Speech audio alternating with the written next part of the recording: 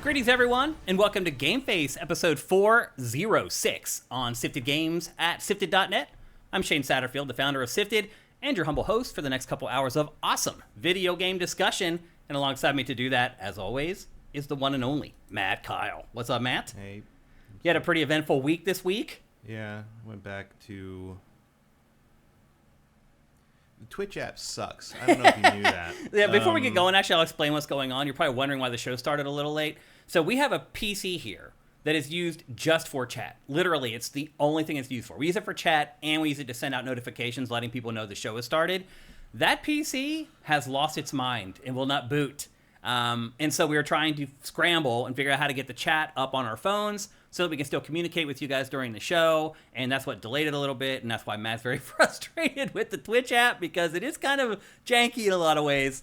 So I'm just telling you right now, unfortunately, as of right now, we're probably not going to be able to integrate chat in today's show. And that sucks on so many different levels. But unfortunately, we just ran out of time. I mean, I'm hoping this PC isn't borked for good.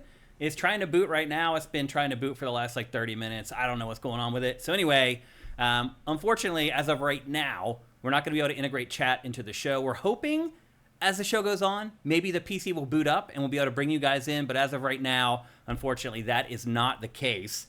So as I said, Matt, you did have yourself a pretty eventful week, right? Yeah, I went up for my 30-year high school reunion, which is good. It's good. How is that? How was that? Was it like, do you have a lot of friends still from high school? Oh, yeah. I mean, I see about half of them regularly when I go up there anyway. It was just like, oh, we're drinking in a different place now. Mm-hmm. It was a small class. Our class was 61 people, and 20 people showed up to this, which is pretty good. That's pretty good, yeah. And most of them, I mean, I'd say about half of them were people I see all the time. When I'm up there, but it was nice. There's some tributes for there's a few of us that aren't here anymore, so there's some tributes to that. The usual picture, and then we all went to the place we used to hang out. After it was over, and that's cool. Talked about all the horrible things that have happened to us. Was there a lot of drinking involved, Matt? Yeah. Yeah. I mean, the reunion itself it's sponsored by Gordon Biersch. Oh wow. That's cool. In part because the people who own the Gordons go to that school. Oh. So the guy serving the beer's last name was Gordon. That's to give you an idea of the school I went to. Yeah, it's a little different than Carlisle Senior High School that I graduated from. Tad. But no, it's not. That school's been rebuilt into basically a venture capitalist metropolis child factory. They churn out hustle culture creatures now. All the places I had class in are gone. They're all the buildings are gone. The only thing that's still there is the gym, which is weird. Because one of the things that really changed the school was when they got a football team. They had no football team when I was there. Well, it's kind of hard when you. It's hard when you only have 60 people in a class, right? Yeah, and also there was just no interest for it. Yeah. And at some point, some alumni or some parent of an alumni or somebody died and basically left them $100,000, I think, and said the only thing you can use this for is a football team. Wow. So they built a football field, and now they have a football team. And then everything started to shift after that. Yep. Yeah, now we got a blacksmithing forge and an auto assembly shop where you can make, between that and the blacksmithing forge, you can make the entire car except for the tires. There's no vulcanizing. Yeah. Whatever you use for that. Uh-huh. Other than the tires, you can make the whole car on campus, and that's apparently a project a bunch of the classes will get together. Wow. The blacksmithing. We made clocks out of wood. The blacksmithing class high school. And the auto shop class and the computer classes and the AI robotics lab in the basement all team up for final projects and make a car. Wow. Sometimes. That's a thing you can do. Yeah. I literally made a clock. Yeah, we didn't have any of that there when I was there. When I was there, it was a much more rustic experience. Rustic. We had a blacksmith forge, I'd still be there. Yeah. Are you kidding? My friend Glenn learning and I how to would make just be swords. Where's making swords? All day, whatever. Anyone needs. Everyone will have a sword by the end of the semester. I promise. Yeah. You turn it into a YouTube channel. Some of those blacksmith channels are really popular. Oh yeah. I have a buddy who is a chainsaw carver. He literally gets huge logs and uses a chainsaw to carve things out of them. And he makes, he works on something for like 2 months. It makes like $1,000 on him. Mm-hmm. I told him to start a YouTube channel. I'm like, you'll make way more money just on your YouTube channel than you will on your art. He's like, oh, no, that's crazy. And then... No, that's 100%. Oh, yeah. Last month, I found a chainsaw woodcarver channel that is like gigantic. And I texted it to him like, see, I told you. He was like, holy crap, man. But he may be too late now. It's like, he had his opportunity when I told him, and he slept, and now there's a bunch of chainsaw wood carving. Yeah, how can you even break into the wood saw chainsaw carving? How do you break into video games at this point? That's what I'm wondering. Like, how do you do something successful on YouTube about video games? Because there's so many people now doing it. Oh, yeah. Well, this booted up, but notice now the Chrome icon has disappeared from the bottom tray. Why don't you try Microsoft Edge? I'd rather have nothing than use Edge. Yeah, exactly. So anyway, we're going to keep an eye on this, and hopefully we can bring you guys into the show eventually. We don't really have any... We got housekeeping right here. Yep. Well, actually, we do have some housekeeping. Let me flip cameras for you. Wake up. Uh-oh. Hey, Megatron. What's wrong? Okay, he's okay. But before, so he's a tank. Uh-huh. Hey, Megatron. What's wrong? Open fire. Yeah, move him a little closer. He's just barely in I frame. gotta turn him around. Oh, okay. Because he changes backwards. Oh, wow. Hey, I'm ready for this. Hey, Megatron. What's wrong? Transform. Oh, my gosh. Oh. I am Megatron, leader of the Decepticons. Wow. That is amazing. Hey, Megatron. What's wrong? Autobots.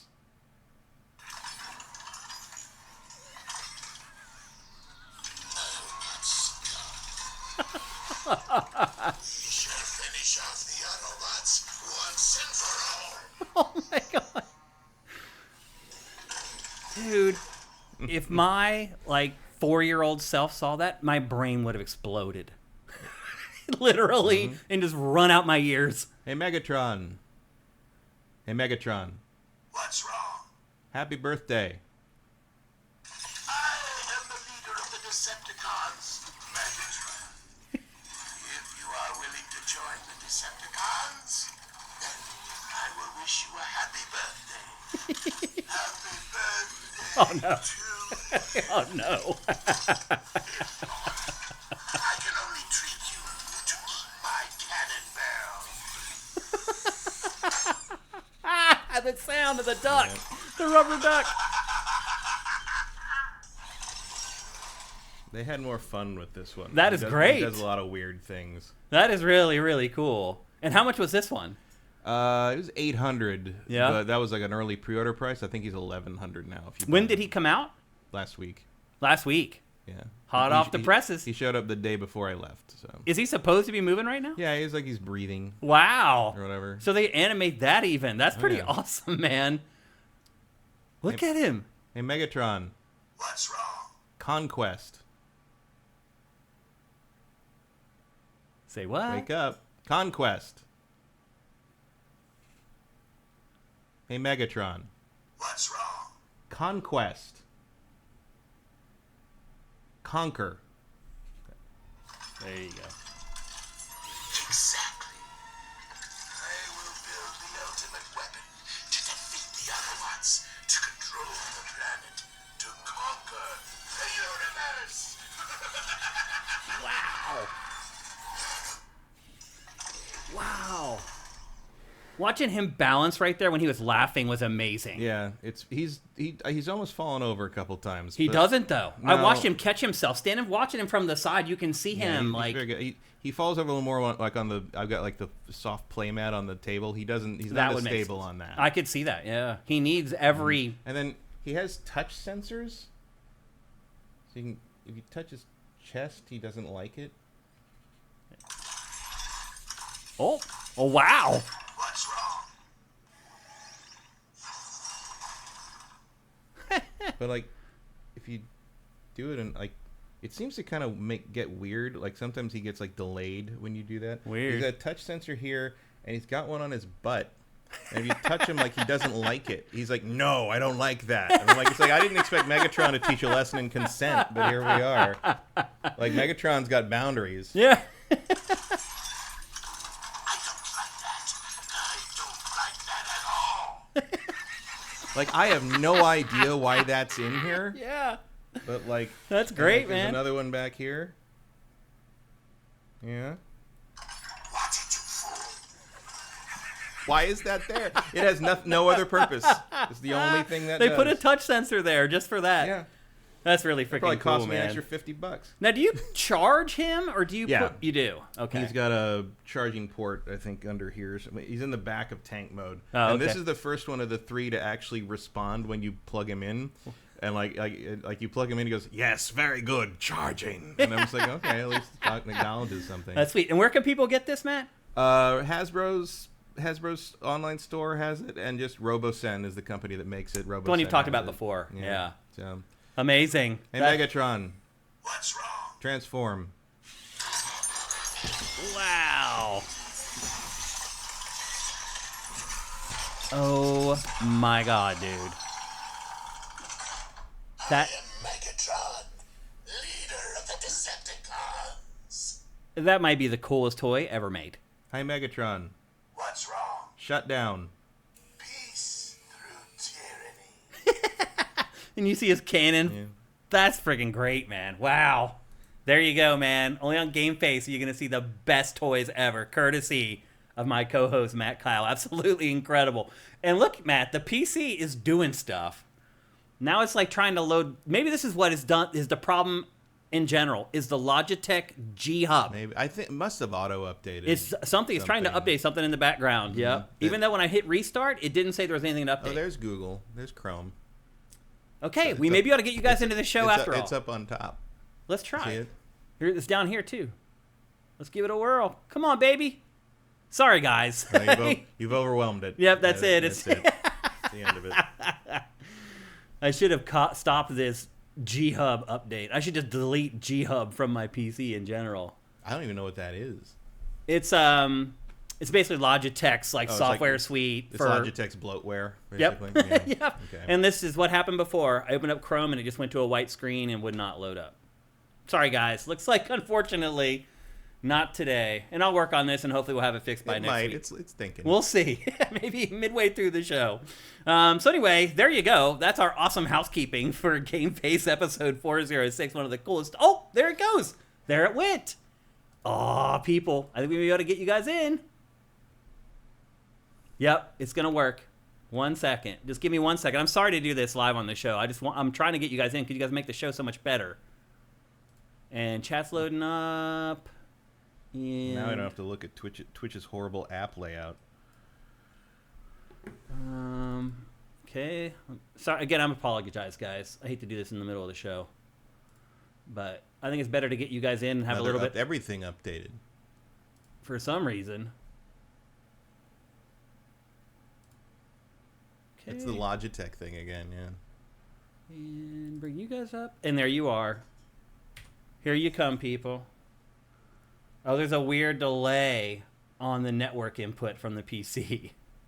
I'm going to bring you guys up anyway, just to show you what's going on. Oh, yeah, that was a couple minutes. That was a few Yeah, seconds that's ago. not what is showing on our screen right now. So yeah, there's something funky going on here, unfortunately. I'm going to try to reconnect it one more time. There's something going on. What's up, Emperor Dread? I can see you guys a little bit. Now the GeForce experience. GeForce experience. Oh god. Just Yeah, force this quit is that. bad. Just force quit that shit. The Windows 11. Yeah. This doesn't have Windows 11 actually, unfortunately. Cinetike says GameFace is better than Silent Hill 2 remake, and I'm here to prove it. We are talking about the Silent Hill 2 remake today on the show. And this is why I'll never leave Mac, Silksnake says. You're right, though. Like, you don't generally have to deal with crap like this. That program just disappeared. The network input program. And it disconnected the network input. Let's try again.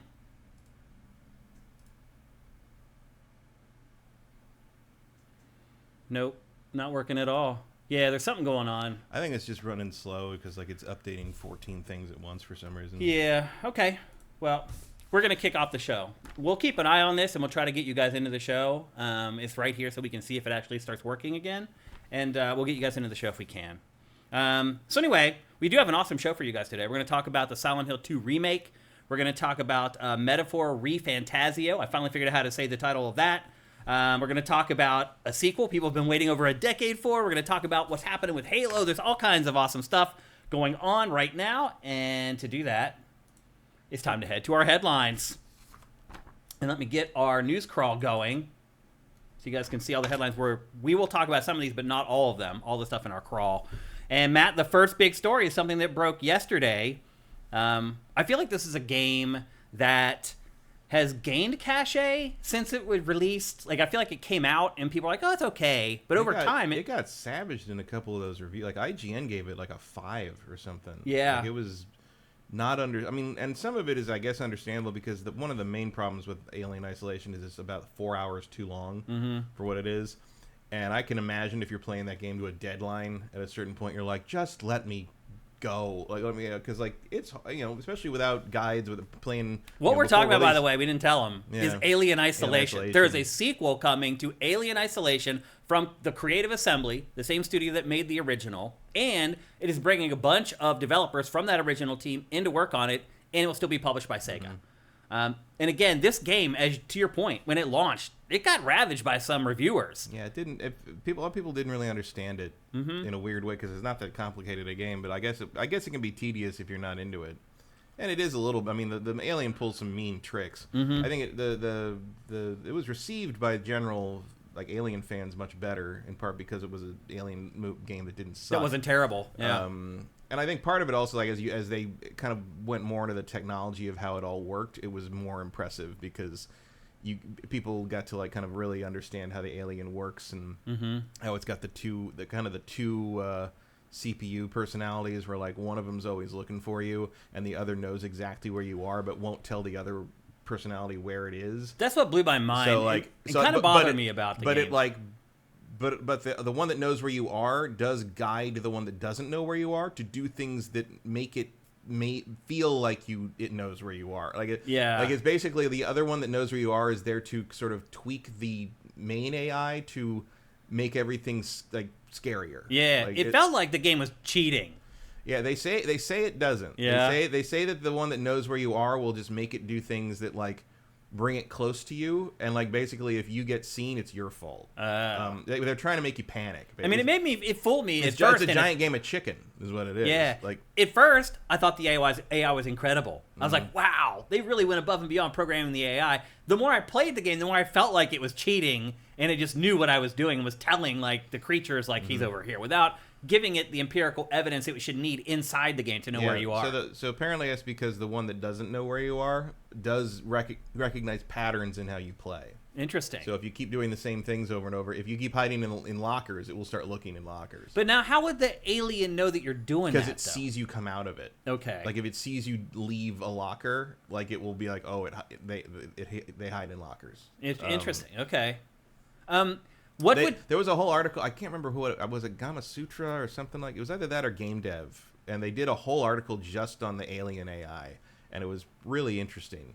One of those things that's sort of like the Nemesis system, where you're like, why hasn't anyone else done this? And the answer to that with this is because this is really hard to do. Yeah, it is hard, and you don't really run into game enemies that this would apply to very often. You know, there aren't a lot of games where you've got one big thing chasing you through the whole game, and that's supposed to be kind of a cat and mouse thing, because you have no, other than the flamethrower, you don't have a lot of offensive options, and the flamethrower is still pretty much defense. You're delaying the alien so you can get away from it. You're not going to kill it. Yeah.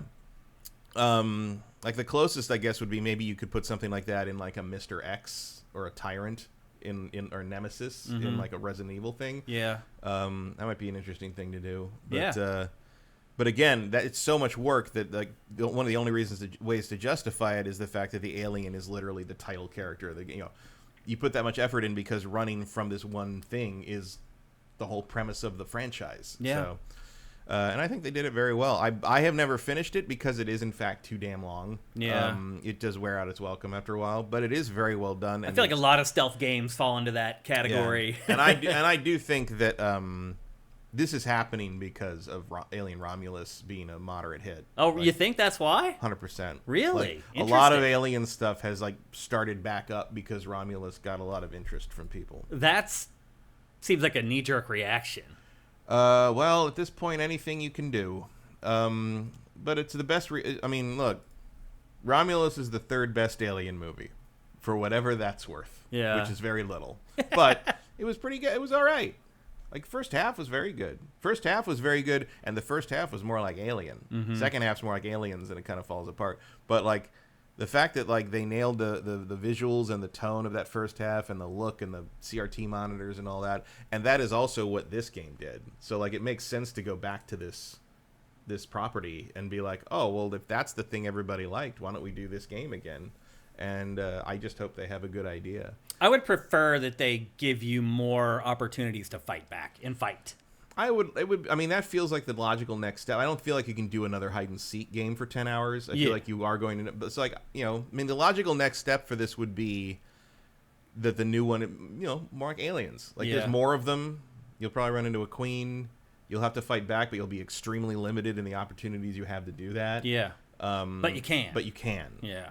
And maybe you got to be creative about it, you know, like where Ripley had to like tape two things to, you know, tape the flamethrower and the pulse rifle together and all that. You know, you got to. That would be cool if they worked on some of that dropping crafting. flares everywhere because there's no map. Like there's stuff you could, and they did that in the old Commodore 64 Aliens game. Like, you had to maneuver 4 different Marines simultaneously through the big maze, and if one of them got caught, they just got pulled away and it all went static, and you only had 3 left. Like, you could run into each other and keep each other safe, and then if you get all 4 out, you get to keep them for a later level where you had to throw Marines at aliens to buy yourself time to cut through a door. Yeah. And like something like that would be interesting.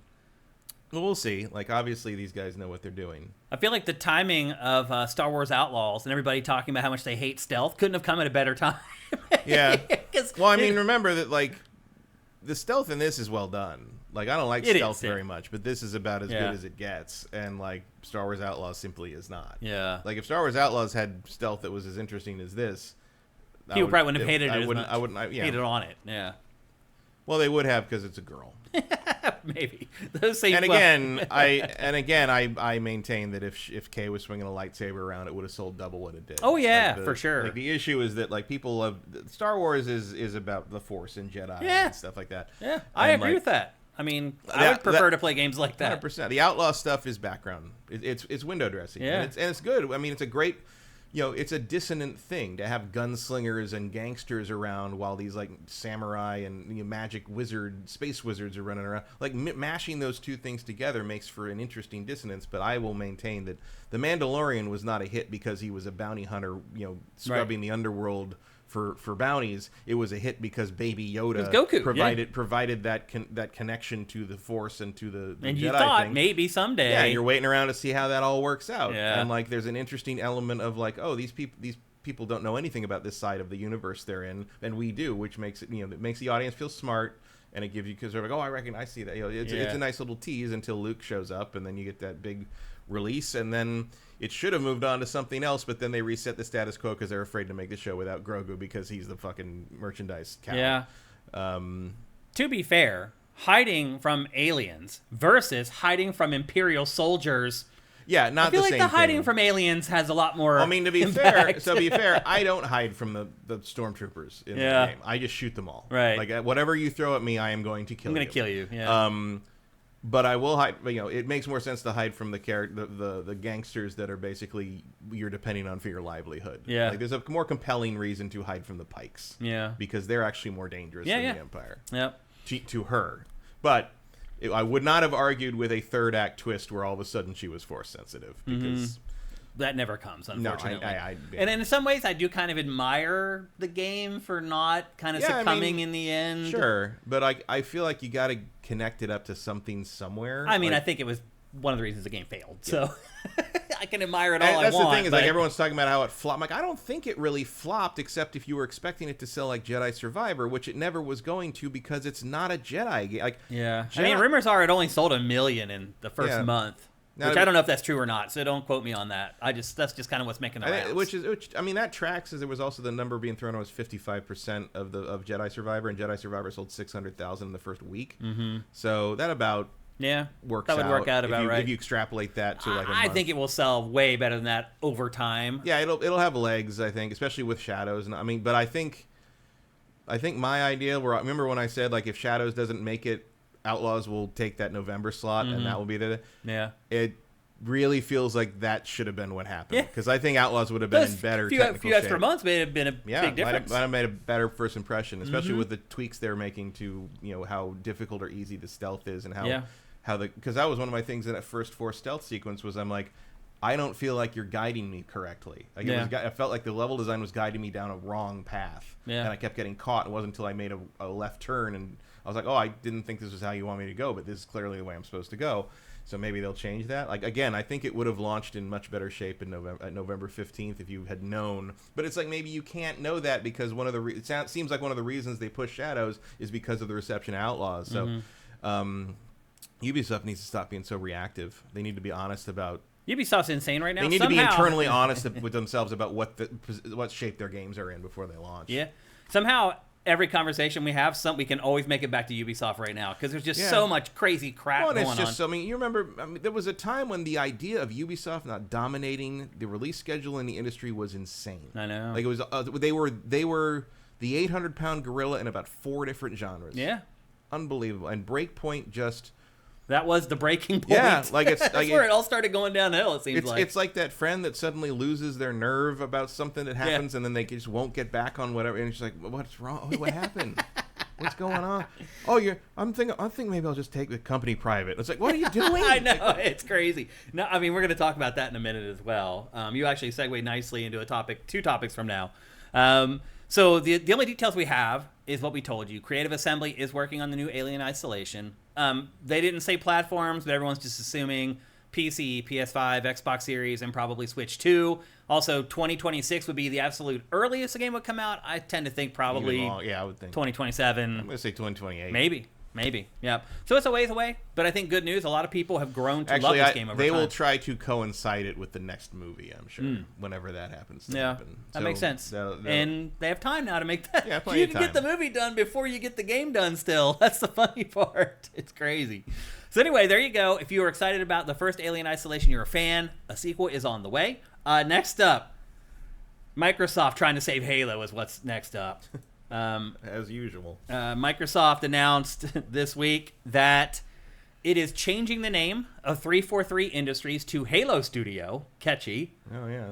And they are ditching the proprietary engine that they use for Halo Infinite, and they are going to Unreal Engine 5. And here is the first footage of Halo in Unreal Engine 5, or at least the Halo universe. This is all they gave us. They put out a big developer doc that has a bunch of interviews with the teams, and you can find that on SIFTD if you want to watch it. We cut all that talking out and just kept the stuff that actually shows what Halo's going to look like in Unreal Engine 5. Does it look all that different to you, Matt? Not really. Yeah. And like it's like, oh, good. Now Halo will have traversal hitching. Like, that's great. Epic, can you fix that shit? I know, it's really... Take some of the billions of dollars you make from Fortnite and fix the fucking hitching. It is weird. What is going on? I don't know. It's bizarre. It really is bizarre. How is that still in the fucking engine? And how are they getting people to sign up for it? I don't know. With the engine, knowing that it's there. So, yeah. I don't think this is going to save Halo, Matt. I think a good video game is what's going to save Halo. It's not going to be some engine or some developer doc talking about how they've learned that they screwed up, and you got to make a good Halo game. Yeah, a good Halo game or get the fuck out is basically the situation. And I don't know what that is. I saw a lot of response to this was like, why bother? Just let it die. It's over. I think that's right. I think like Halo was of its time. Not everything needs to live forever. Microsoft definitely does not agree with us on that one. Well, sure. It is going not. And I mean, if I worked at Microsoft, I'd probably feel that way too. I mean, this potentially is a huge cash cow for Microsoft. Yeah. I mean, this looks... obviously they haven't said anything, but I look at this, I'm just like, okay, you're remaking the first one. You're starting over. Yeah, and that might not be a bad idea either. I mean, that's the most compelling setting they've had. It's most compelling enemies is the Covenant in the early days before the Brutes took over and made everything annoying.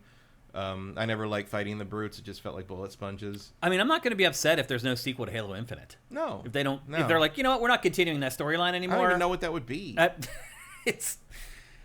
I mean, that's the big problem, is that they've got to a point where the average player doesn't care about what's happening in Halo anymore. And a big part of that could be them saying, like, 4 times, let's finish the fight. Mm-hmm. And then not having the guts to actually move on from that eventually. Yeah. Like, people thought that it would. Or, like, move on from Master Chief or move on from... I mean, how many times are they going to kill Cortana? No one thought this thing was going to last that long. I mean, Halo was not made to be a perma-series. Mike's Q says Halo Infinite was, in fact, finite. Extremely. Yeah. We can read you guys in chat, so we can still kind of bring you guys in. I'm glad that we can at least read you guys. We just can't bring you up on the screen. So if you guys still have comments that you want us to get into the show, as always, go at SIFTD Games in chat. You won't see your name on screen, but Matt and I will still reference your name, and we'll still bring your comment into the show. And again... you guys are, I think, integral to GameFace. So, Matt and Shane liked Infinite in the beginning. I did like it, Red Fox 1980. Yeah, it's not that I didn't like it. It's just that... it just wasn't... I was done with it pretty quick. It didn't stick with me at all. And the multiplayer I played for like a week after it launched and never cared and never came back. Yeah, and I don't care about multiplayer to begin with. The campaign was fine, but it just, after a while, it was just, grapple hook, liberate installation, grapple hook, go in here, fight guy. Like, it just was. There's just not much to it. I mean, I very much believe that Halo was of its time, and the time has passed. Yeah. Of its time, meaning that console players had never played a good first-person shooter. Right. Yeah. I mean, the Lance. I mean, it was the only game in town, quite literally, for a while. Yeah. And, I just think it's been surpassed in terms of a multiplayer competitive shooter. And I don't know if you can really catch up in that regard with the trends that define that without removing what makes Halo Halo. Mm-hmm. We saw that with the aim down sight thing they tried to do, and everyone's like, "This doesn't feel like Halo." But also, without it, I don't want to play it. And Matt, they just launched a third-person mod for Halo Infinite. Why? For Fortnite eyeballs? Why? I mean, Halo was originally a third-person game. Yeah, like when they first showed it. Right, it's prototypes. Yeah, but I don't know. Why would you do that? Maybe because they think the kids want third person. I mean, that's the only thing I can figure is they want the Fortnite kids to be like, "Hey, look, here's another game." But I do know people who won't play a first person game. Well, I think another problem with Halo is that all the characters look the same. It's like you play multiplayer, they're all Spartans. It's like you can give me paint options for my Spartan armor all you want. It's not the same as playing a game like Fortnite where you have a goofy hat and you have an umbrella and all this other stuff that you add to your character. It's the fact that a lot of the most popular games, whether you're customizing or not, part of the appeal is that you don't look like anyone else in that game. Right. You set yourself and it's so hard in Halo multiplayer to pick out a character that doesn't look like everybody else. That's always been a thing. Like one of the reasons the Hayabusa armor was so in demand back in the day was it didn't look like any of the others. Exactly. You actually stood out. Yeah, you had that little crown on your head, and everyone A, knew you'd done these crazy things to get that armor, and B, you didn't look like everybody else. And maybe that's what Halo needs to do, is it needs to reboot with different aesthetics. Like, everyone doesn't have to be a Spartan. Like... maybe you introduce a new... Make Master Chief can look like Master Chief, but just have it be that the Spartans are way more varied in their armor choices and gear choices. Have it be like Stormtroopers, where everybody's very different. Everyone's got different armor designs. Everyone's got different power armor. You could do it. You can mess with that a lot. Just Master Chief can be your sort of baseline green general classic Halo look. But everybody else can be all this other crazy why not introduce new human factions that look completely different from Spartans? And, you can write them into the story and be like, hey, we teamed up with this group from this planet. Let people play as elites again. Have a bunch of customization things for that. Introduce another alien race that isn't brutes, because nobody cares. Does anyone care about the brutes? I mean, the other thing, too, looking at this B-roll of Halo Infinite, it looks pretty great. Yeah, it's good. Not like Unreal Engine 5 is going to save the franchise. Well, the problem was never... I mean, this seems to be that they just want to be able to bring people on who have familiarity with Or they want to port it to PlayStation more easily. Partly, but I think the idea that you want to be able to just bring people on who have worked on with the one of the biggest engines in the industry and don't have to train them up on your custom stuff. Yeah, that makes hiring sense to me. And stuff like that. That makes sense too. Yeah. I mean, the PlayStation thing is also probably a factor, But I think the main thing, I believe them when they say we just don't want to have to train everybody up, but we want to just get people on board and go. Nobody refused to play Halo Infinite because it didn't look good enough. Like, that's No. not the problem. I feel like a lot of people are kind of assuming that was the crux of the issue, but it's not. No, I think it's accessibility and familiarity and support. Mm-hmm. Like, again, maybe these will be better if the team doesn't have to constantly waste time updating its own engine. Yeah, that's true. If Unreal's just there, but again, I hope Epic irons out some of these technical bugs that they've had on certainly on the PC versions of things. What about renaming the development studio, Matt? It feels like they're trying to avoid the stench of 343. Yeah, I mean, no offense to anyone who works there, but the reputation of 343 is not great with Halo fans. No, I mean, I'm not going to take offense if someone says something like that about G4. Yeah. I mean, it's just like I didn't But some people do. I didn't make those choices. I just work here. But yeah, I mean, that makes sense. I mean, I don't think as many people pay attention to the name of the developer as in the mainstream audience as like definitely core gamers would like to think they do. Definitely not. But like, you still have to get around that audience first, Yeah. so it does make sense to sort of just change it to that. And yeah, you have to pass muster with the core first. it was a weird thing to name that company. Yeah. Do you know? I don't even know what those numbers mean. Do you? It's a reference to 343 Guilty Spark. Okay, that makes sense. 343 is a number that pops up in Halo a lot. Robolisk9 says, since Microsoft owns Activision now, they can just not release Call of Duty. Your Halo comes out and people might buy it because there is nothing else. They're not going to sacrifice that Halo money. The old hostage strategy. It's Yeah, Retro Modern Gamer says they said they also want to release content more frequently instead of working on upgrading a game engine, as Matt had said. Yeah. We got what is that, level 1 or 2 of the hype train? Level 2. That's awesome. Thanks, guys. And actually, while I got you guys up on screen, I'm going to thank some of you guys for Twitch Prime. A1 Congo, thanks for your first time ever chat in our live stream. We're here every Tuesday at 1 p.m. Pacific, 4 p.m. Eastern. Come and see us again. The Legacy, do you think putting it on Unreal Engine 5 is also for a simultaneous multi-platform release? That's what I was kind of saying. Like, it makes it easier to port it to other platforms for sure. Yeah, and I don't see a reason to keep it Xbox only anymore. Mm-hmm. Justin Horman, thank you for subscribing at Tier 3. Appreciate it. Costa Clip, thank you. David Nordic, thank you for Twitch Prime. Anything else? And that's it for today. Okay, go ahead, Matt. I mean, it would make sense to do that. Mm-hmm. And you've got a lot of leeway. I mean, a lot of people, if you're a diehard I refuse to own an Xbox person, you theoretically have a fairly large audience that's never played Halo. How do you think the PlayStation fan would react? Do you think they would support Halo? I don't know. Because it's been their arch nemesis for like 20 years now. I don't know. It's been the one game that the Xbox have always... I don't have any insight in how people like that behave. Like, it was like the thing where people were saying, it's like, oh, I don't know why you're all licking corporate ass about this PSN thing. I'm like, it's not that I think I'm defending Sony specifically. It's just I think refusing to play a great game because you have to log in twice is stupid. It really is. And so that's kind of, it's like, I think it'd be stupid if you've never played Halo and they made a remake of Halo Combat Evolved and they put it on PlayStation and you refuse to play it because that's the enemy or whatever. I think you're an idiot. Erebus Jones says, Halo was at its cultural peak at the same time as nu metal, and it's about as relevant as nu metal now. Yeah, this is a little bit like creating some 41 studios at this point. Contano says caring what fanboys think is a literal waste of time, effort, and thought. I agree. Yeah, well, that's kind of the problem, though, is Halo has lost so many fanboys that it doesn't have enough fanboys to sustain itself once the mainstream hype is over. Well, now for sure, listening to the fanboys would be a huge mistake because there aren't enough of them. Like, it's actually like a vocal minority now for Microsoft and Xbox. So, yeah, I don't know if any of this is going to solve Halo's problem, make it relevant again. It is not. Yeah, I don't think it will. I think Halo is over. In the sense of like Halo being like a 800-pound gorilla of the industry, like a console seller, hardware mover. It can exist, it can be around, it can be a thing. It can be one of their shooters, but it's not your flagship property anymore. And the problem is you don't have another one, right? Like, and the thing that Microsoft needs to get its head around is it's not going to be Halo. Mm-hmm. Whatever your brand that is identified specifically with Microsoft gaming is going to be. It's not going to be Halo again. Yeah.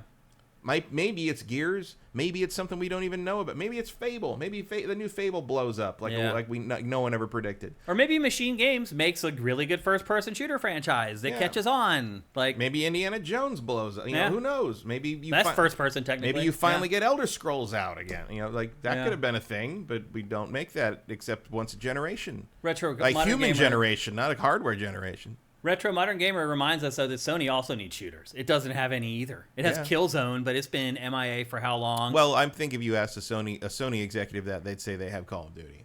Right. Until now. But like, that's why they fought so hard against the merger. Mm-hmm. There's also the question of, like, you know, does that matter? Yeah. When everyone's playing and buying Call of Duty, it doesn't matter. No, as long as Call of Duty's sort of there anchoring the whole thing, and you've got the character shooters sort of existing, and every once in a while, like, something like Helldivers 2 flares up, it just sort of seems like it doesn't seem, you know, it used to be that first-person shooters were just sort of the way the industry lived and died. You know, that was what defined it. It was the genre. Yeah. And it, you know, the way fighting games were in the early mid-90s. Yep. And like that's just not how it is anymore. Yeah. It's like, you know, it's like going back to the NES Genesis days and being like, yeah, we don't even have mascot platformers anymore. And someone back then would have been like, how do you live? Yeah. You know, 'cause I mean, I also feel like Call of Duty has lost a lot of cachet. It still sells as well or better as it ever has, but like, there's not a lot of chatter about Call of Duty anymore. I mean, not on SIFTD. No, but like core gamers tend to hate Call of Duty. At the same time, it's like, what would you talk about? It's just the same game all the time, and if it's the only thing to talk about is complaining about what they changed or what they took away or whatever. Yeah. And then the next one's just the same thing again. It's just like, what do you talk about? Well, I mean, this year obviously they completely revamped how movement works. Right, but you're the only one who cares in that regard. You know, you're like, well, our circle of players for sure. Like, sure, most but like core gamers hate Call of Duty for whatever reason. But most people can't talk about that coherently. Most people, like, the middle part, the coherent, the casual people who make that game the giant mega hit it is, they're just going to say like, oh, I don't like, it doesn't feel good. Mm-hmm. Like they're not going to be able to have a conversation with you about why that feels different or what changed. They're just going to know they don't like it. That's or sort of it. The people that buy Call of Duty just don't spend a lot of time on social media because they're casual people who But I'm talking about people like I meet in real life, you know, and like they don't really. There's no real articulation about it. It's just like I didn't like that one, so I didn't play it very long. Yeah, I mean, generally for most people, they're defined by their campaigns. And not multiplayer or zombies like they are for me.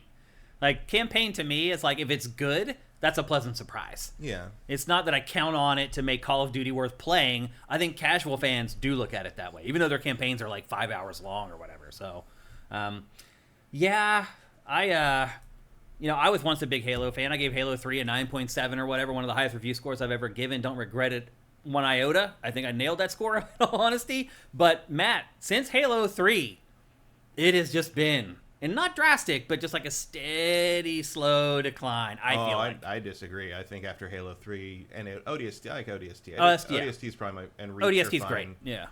As soon as you hit Halo 4, it drops off a cliff and never recovers. That's what I mean. Oh, you think it's more drastic than Halo 4? It's not a slow. It is a Wile E. Coyote plummet from stratospheric heights. I still enjoyed Halo 4, but less than less. I mean, again, defined by the campaign because I didn't play a lot of multiplayer. I think Halo 4 is one of the worst shooter campaigns I've ever played. Wow. It is. The Prometheans kill the enemies, flip a switch. Kill the enemies, flip a switch. And the Prometheans are some of the worst enemies in a shooter ever. Well, I think the idea behind them was very creative and innovative, sure, but just not fun. Execution matters. Yeah. And the execution on Halo 4 because they would tether to each other. You have to kill like both of them to kill the pair, basically. Well, they just bullet sponge shit. It's it's terrible. It was terrible. And like especially when you're thinking about what you liked about Halo. Well, the cool thing about the original Halos was like these enemies all moving together and kind of working together and like fooling you into thinking they were having like this guy's running around and flanking you and this guy's behind a rock over here. If you focus on him too much, you're gonna get hit by the guys that are coming around over here. Yeah. They use the terrain and like this is just like here's a thing that takes forever to kill. Go and now go into another room and do it again. Now go into another room and do it again. It was awful. Well, remember their design aesthetic for the first few Halos was we are going to build a game full of compelling 15-minute chunks. Yeah. And then we're going to snap all those chunks together, and you're going to love it. And we did. It worked. It worked. And like 4 and 5 were basically, it's still 15-minute chunks, but none of it is compelling. Yeah. I don't know if it was the 15-minute chunks. It felt like it was on a longer timeline. It felt like it took longer to kill the Prometheans, but I don't think it did take longer. I think it just felt like it Maybe. took longer because it was so goddamn boring. Be.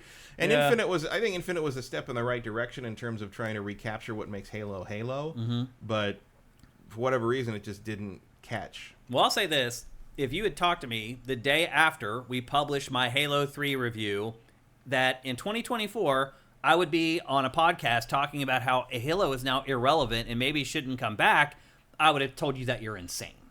I would have never, ever believed that. But it does show you that nothing in this industry is infallible. Nothing. Nope.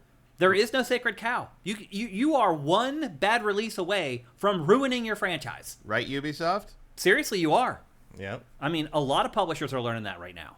You make one misstep, that may be it. You may not get the people to come back. Yes, but again, everything has changed so much. And I wouldn't believe that either. Like, if you told me that, like, most people are going to be playing one game all year long, I would have never believed that either. Well, like, why? Why would they ever do that? There's so many great games coming out. You should experience as many as you can. Well, and then someone also pointed out, you remember back when Endgame came out in 2019, and one of the things people made fun of was the idea, because Endgame skips 5 years, so it takes place in 2023 for the most part, and one of the things people were making fun of was that Korg was playing Fortnite. No, right. And the idea that Fortnite would still be popular 5 years from now. Well. Yeah. It's, I mean, this is one thing I really like about this industry, though, is it is unpredictable. There are no absolutes. Like, I feel like every time I think something is an absolute truth, the industry proves me wrong. Yeah. And it keeps me on my toes. I like that about it. Like, it's a fun industry. It's constantly changing. You think you got everything pigeonholed, you think you got it all figured out, you're wrong. It does make me wonder what's going to sink Fortnite. Something will. Something will happen. Guaranteed. Or something else will come along that takes that audience away. It's going to happen. It's hard to believe right now, but it's going to happen. It was a video, like, graph thing. It was the player counts for various games from, like, I think it was like 2001 to probably like 2022. And it was fascinating to watch these things rise and fall, like how World of Warcraft was, like, everything else was nothing next to it, and all of a sudden it starts to shrink, and Call of Duty jumps up, and eventually these things just disappear, and you see things pop up for like a half a year, and I'm like, oh, I remember that. Oh, and it's gone now. It's like, what's the YouTube channel that makes those videos? I can't remember. They're great though, because it really does provide like a great, like, 30,000 feet perspective on whatever industry they cover. So the other thing you get out of watching that one is just how much bigger it is, because, like, even World of Warcraft at its peak wouldn't even crack the top 10 now. You know, it's really crazy. Yeah, but again, that's one thing I love about the industry, and a lot of it is that the creatives are pushing. You know, they're pushing to do things new and different, and sometimes they strike out, sometimes they hit a home run. Even sometimes they hit a home run, and the consumers don't care. Like, you can't predict that either. No, it's like what can, I mean, all this stuff with Halo, and you're like, oh, well, if you just make a really great campaign, you make it really good. It's like, well, that didn't help Titanfall 2, did it? No, it really didn't. Titanfall 2 might be the best first-person shooter campaign I've ever played. It's up there. And nobody cares. Yeah. I even talked to some people that play it later, and they're like, I don't understand why you think it's so awesome. I'm like, really? Well, partly because, like, it was doing stuff that nobody else had done, and I think people part of it is the time. Yeah. Like, it is. It's still great though. Had influence, so it's not as interesting, but, like, that was great, and, like, so many people were like, oh, I bought this for $5, and I can't believe I didn't know this was so good. It's like, that doesn't really help them, does it? Yeah. Chat, do you care if Halo goes away? And I know we have some big Xbox fans in our community. And I'm just curious if any of you guys would be upset if Halo went away and then we just didn't get another Halo game. Now, they said that they're working on multiple projects right now. They didn't say when the next Halo's coming out, but they said they got multiple games in development. They're all going to be on Unreal Engine 5. Do you think it's going to be, the next Halo will be on PlayStation? I don't know. Probably. I think so. I definitely think so. Like I said, I don't see why not. This is what it should be. Like, this is the perfect case, if you're Microsoft, of a game that should go multi-platform. You have an IP, used to be big, it's losing some cachet with the Xbox audience. I also I don't know any other way to get anyone excited about Halo again. Yeah. Like, at least if you put it on PlayStation, you have the opportunity to target people that may have never played it before. Yep, absolutely. Look at Sea of Thieves. People who did not care about that game at all for like 3 years. It had its audience still that played it every day or every week or whatever. But people like us, I hadn't played Sea of Thieves in years. But all of a sudden, it's multi-platform now. It's on PlayStation. That game ended up selling crazy well on PlayStation. Because I think a lot of it's just like the forbidden fruit thing. They're like, I heard about this. I couldn't play it. There's nothing else like it on PlayStation. That's true. Yeah, there's no competition there for sure. That's the one place Halo may run into some friction. There aren't that many shooters, but it's like the people who do play shooters are very married to their shooter. Mm-hmm. Yeah. Retro Modern Gamer says it would help keep the multiplayer alive if it was on PS5. Absolutely. Like I said, I ran out of love for Halo Infinite multiplayer after a week. But if there were more players, then maybe they are adding stuff more frequently. I mean, they dropped the ball again on Halo Infinite multiplayer. Like, they were so slow to roll out new content that people actually cared about that people fell off, including me. So you're right. If they have a bigger audience, maybe they're compelled to get out content more quickly, or maybe they are more apt to dedicate more of a budget to post-launch support right away. And that could extend the life of the multiplayer online as well. Just having PlayStation, a lot of PlayStation fans who never played Halo multiplayer have access to Halo multiplayer. It's kind of a big deal. Mm-hmm. Erebus Jones says, no, Halo is done. It needs a God of War style reboot or to be left alone. Okay. Cinetite says, never played Halo. Originally tried Master Chief Collection on PC and it felt old. I don't care if it goes away. And then Grumbopolis says, think if they actually continue the direction of Infinite and make it truly open world, which Unreal 5 can easily handle, I would be interested. I don't know about that. Otherwise, I would be sad to see it go the way of the dodo. Okay, fair enough. Andy T. Monahan says, Master Chief Collection would be an interesting first test. Yeah, that's true. But, I mean, overall, again, if you had told me back when I reviewed Halo 3 that we'd be talking to a chat for a podcast and nobody would care if Halo went away in 2024, boom! I'd be like, are you kidding me? How's that possible? But that's the way the industry is. No, I mean, it happens. I was very well aware of that at the time because as someone who was a fan of space sims and fighting games, at that time you're talking about, those were both dead as a doornail. Yeah. And the idea of fighting games being dead was crazy. Yeah. The idea of space, there was a period where Wing Commander and X-Wing, like those were the cover stories for PC gaming magazines. Oh yeah, they're the best sellers. Yeah, and like they were just gone. It was all gone. They all after 1999. Street Fighter 3. That was the end of that, and Free Space. That was the Free Space 2. That was the end of that. And and now we're sitting here saying, oh, that's never gonna happen. Now they're back. They're back. They're both back, but like they're not what they were. They aren't the fighting games used to be. Fighting games used to like the top. Like Street Fighter, people chased the Street Fighter 2 dragon, no pun intended, for a decade. Oh yeah, like everyone made a fighting game. Not even just that. Mortal Kombat. Like if I talked games with my friends back in that time period, we talked about fighting games. That was it. That's it. Well, and the sheer number of fighting games that came out, and you either don't remember or just like, oh, I think I saw that cover art once on a N64. Yeah. War Gods. Hundreds of them. I mean, War Gods is even fairly well known in that regard. Yeah. There's fighting games. There's YouTube videos that pop up in like fighting game stuff, and it's like there's what? things I've never even heard of. Yeah, it's crazy. And now you know all of them because it's only really I'll say this: it does feel like a couple smaller franchises are trying to like make it happen. Yeah. In the fighting game arena right now. So yeah, I mean, there's it's back and pretty healthy. Even the beat 'em up is coming back. Yeah, 3D beat 'em ups are starting to become a thing. They made a G.I. Joe one in the last month. Okay, like, not for the better, I think in some cases, but somewhat. Streets of Rage 4 is it's Streets good. of Rage 4 has a strong case for being the best Streets of Rage. It's hard to let Streets of Rage 2 go. It's hard to let Yuzo Koshiro's soundtrack for that make it the best one ever made. But Streets of Rage 4 is a pretty damn good game. Yeah. But like that's another genre. That was half of arcades for a long time. It like was. Final Fight. And now it's become the dumping ground of licensed games. Yeah, and remember Street Fighter was going to be a Final Fight game. Yeah, right? yeah. And there's like, oh, what if we just had them fight each other? Yeah. Yeah.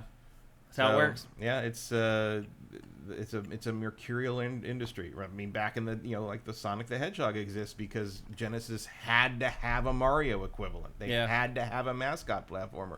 And imagine anyone thinking that about a platformer. Oh, I know. Yeah, I think we'll get a look at this next Halo next year sometime. I think we'll get a first trailer for it. I don't know about the other games though. Maybe they're trying to. I don't know what. I mean, maybe Halo Wars and stuff like that is what they're talking about. The other games, I don't know. Master Chief Dating Sim, like whatever. You're just going to throw a bunch of crap against the wall and see if anything will still stick with the Halo name. Spartan Love. Pick a Spartan. They all look the same. Man, you could do that though. Yeah, you could. Like you totally could do that. Yeah.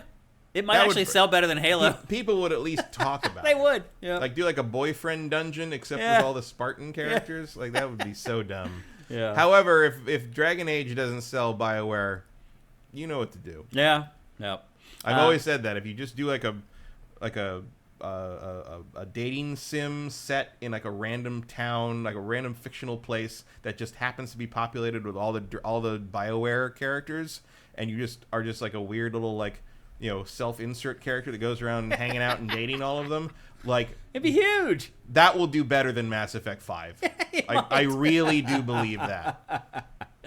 So anyway, we should move on to the next story. But if you're a big Halo fan, I don't know if you'd be excited by this news. I think it's better than the alternative, continuing down the same path. Yeah, at least the fact that you recognize there's a problem is the first step. You're right. Yeah. To fixing the problem. Yep, you have to recognize it first. We kind of hinted at this earlier because Matt kind of segued there for us. Ubisoft is in deep crap. Its stock price right now is at an all-time low. I think, Matt, if you and I grabbed all the change out of the seat cushions of our couches, we might be able to buy Ubisoft right now. But instead, Tencent is eyeing Ubisoft right now. Matt, because that's how much the stock's going to cost in a minute. 10 cents. Yeah. That's almost what the stock price is at right now, is 10 cents a share. How would you feel about Tencent, a Chinese company, buying Ubisoft? I mean, I don't know. Probably. And does the Chinese part even matter? It doesn't matter. Yeah. I mean, it sounds like maybe doing this like a little scheme they've hatched of a way to take it private again might be the best move, because answering to shareholders has proven to be problematic at best for them. Well, the remaining shareholders are actually requesting this. Yeah. They're like, take the company private because my stock is worth jack. Like maybe you can revive yourself if you go private for a while. I mean, I don't know if listening to stockholders is the best idea for any business, but... Yeah, but the thing is, like, you're not just listening to stockholders anymore. You're also listening to the market. Mm-hmm. For whatever reason, this is not working anymore. Mm-hmm. I will admit, I don't know if it makes sense to judge how you think Assassin's Creed Shadows will be received by the reception of Star Wars Outlaws. Oh, I don't think that's fair at all. That's completely unfair. And, of course, the fact that Eves is even slightly hinting that they're listening to the Chuds is very disheartening. I don't know if... I didn't get that vibe from it. I did. Like, the fact... He definitely alludes to it. I think he was saying, we hear you. But I don't think he was saying we're going to make any changes based upon what you guys are saying. Right. Well, we'll see. We'll see what that ends up being. Proof will be in the pudding, ultimately. Because the thing about those people, they're very loud, but there's not that many of them. You know, I think you're literally... first off, you're talking about 6 YouTubers or so. And you're talking about, you know, tens of thousands of people who watch them, and really the problematic people are in the individual thousands. And if you just ignore these dumb shits, they have no power. That's why they're so mad. No, you're right. Here's one thing I will say that is a little bit surprising. So on one of the first episodes of Pactor Factor Live, Pactor shares a conversation that he had with Ubisoft, which I was kind of surprised that he shared, because he doesn't always do that live on the show. He'll talk to me about stuff off camera, but he actually talked about this on camera. And he said basically that, like, Ubisoft, it was interesting, the thinking at Ubisoft. They, in a lot of ways, they do think just like a fan. Because they were like, oh, well, you know, Outlaws got this really horrible, like, user review score on Metacritic, but there was, like, 3,000 user reviews, and our games usually get, like, 100 reviews. So, obviously, there was an organized, like, effort to go there and carpet bomb the review scores at Metacritic or what. But it was just their thought process of how they looked at things. It wasn't, like, a 30,000-foot view. They were looking at things just like you or I do, where you're like, well, you know, and they're saying, well, there's no way to prove that you've actually played the game on Metacritic, whereas on Steam you can. And they were comparing the user reviews on Steam versus the user reviews on Metacritic, and they were just twisting themselves into like a pretzel, trying to basically say, like, the game isn't as bad as what is portrayed on the internet, basically. Is what they're trying to. Well, if you really look at the things that people, you know, that those people are saying, I use the word people loosely. They haven't played them. Mm-hmm. Like, look at all the people whining about Dragon Age Veilguard being woke. they're complaining about stuff that's been in Dragon Age since Forever. the beginning. Like they don't know Yeah. anything. It's just culture war bullshit. Well, the thing is they're the ones that changed, and the game didn't change; they changed. Right. Like that. And now they're like, wait a minute, I'm different now. And I was thinking about that, and I don't remember if I brought this up before or not. I was thinking about that with like. How there's not a lot. I used to be a huge movie soundtrack person. I like a lot of the music I liked as a kid was from movies. Yeah, and that doesn't happen much anymore. And part of that is because there was this in the wake of Hans Zimmer's Dark Knight stuff. There was a concerted effort to make movie soundtracks non-hearable. It was just music that you don't remember. You don't remember and you don't notice. Like if there was a thing where like if you would go for notes or whatever in the studio, some of the studio notes would often be like, I can hear the music. Like you didn't want anything memorable about the music, right? Yeah. You know, and I come from an era of John Williams. Oh, where you're like, I want to hear the music. I want a leitmotif, motherfucker, for every single person in this movie. Like, hell, everyone needs a theme. Yeah. But I was thinking like, well, and then I thought like, well, actually, there has been some stuff. Like I think, I know the Resistance theme from the Star Wars sequels and Rey's theme and the First Order theme, and I know them when I hear them, but I couldn't hum them for you. Like I couldn't hum you Rey's theme right now, but if you play Rey's theme, you can hum along with it. I'd be like, oh, that's Rey's theme. I know that. And I'm like, is that maybe just like neuroplasticity? Is it just that like when I was younger, I was able to take on board new stuff more neutrally in that way? And I'm like, so it's just these older, it's all these older 40s and 50s dipshits who are, it's not about the media. Like the media didn't really change. It exists in the mainstream space as well as ever has. The problem is it doesn't elicit the feeling of joy that it did with you before because now you're old and miserable. Yeah. It's hard to make and products you're blaming for people the media like that. for the fact that you have a bad life. Imagine you're Ubisoft and you're trying to make products for these people that have that used to love what you're doing, and now all of a sudden out of nowhere, even though you haven't changed, they don't like your products anymore. It's like trying to steer the Titanic away from an iceberg. That's not something you can just snap your fingers and all of a sudden Ubisoft can start making games for those people that they're gonna love. Right. Like, well, I think also part of the other problem is in another era, like the chuds would have been replaced by a new generation of players. Yeah. And I feel like there's not a huge upsurge in younger players. There isn't at this point. I mean, the data backs that up. There isn't. You're making these games for older and older audiences as the existing audience ages, and there's no one stepping up to replace it because they're all playing Fortnite. That's true. It's absolutely true. Yeah. That makes it a little weirder. Well, it's like I got one of my nephews, Tears of the Kingdom. He played it for 20 minutes and was like, "What the heck is this?" And put it down. He's like, and went back to playing Fortnite. He's like, you just bought me $20 worth of V-Bucks. I don't care about this stupid Zelda thing. I'm gonna go spend my V-Bucks on a new freaking hat. Like it's a whole different way of looking at things. Yeah. Well, it's like someone whose kids are big enough. One's big into Fortnite, and the other is more into normal, like what we would consider like regular games. Like plays Zelda and Astrobot and da-da-da. But they're also sports kids. Like they play a lot of different sports. And but they have different one of them plays hockey, the other plays football. It's like and she said trying to get one of them to play the other's game, like trying to get one to play the other one to play Fortnite or the Fortnite one to play the other stuff. It's like going to a hockey kid and being like, we want you to play soccer now. That's how they look at it. And you would never think to do like that would not be a thing you'd think to do in that context. But like we think, even people who are as into video games as we are need to get beyond the idea that like video games are this monolith of a pastime. There are different ways of approaching it. And some people, Fortnite is what they play. Yeah, that's it. And we're familiar with Call of Duty. People who play Call of Duty, it's like, that's the game they play. Madden, that's the game they play. They play 3 games a year, if that, and that's all. They're not interested in video games. They want to play those games. It's like the fighting game people I know who like never play any other game. They don't know anything about video games. All they know about is their fighting games. Yeah. And like if fighting games went away tomorrow, they would probably never touch a video game again. Yep. Just like I think a lot of kids, if Fortnite went away, they wouldn't play games. Yeah. They'd lose their minds they'd do some mobile for a thing while. Or whatever. Oh my god. Because it takes up a lot of their time. Think of all the hats they've lost. Yeah, exactly. Yeah. What do you think is going to happen with Ubisoft? Is it going to be purchased? Do you think it's going to go private? I think they'll try the private thing. I think that's probably the best move here. God knows what the Tencent influence ends up being. I mean, you were unhappy about microtransaction shit in Ubisoft games now. That's my fear with Tencent.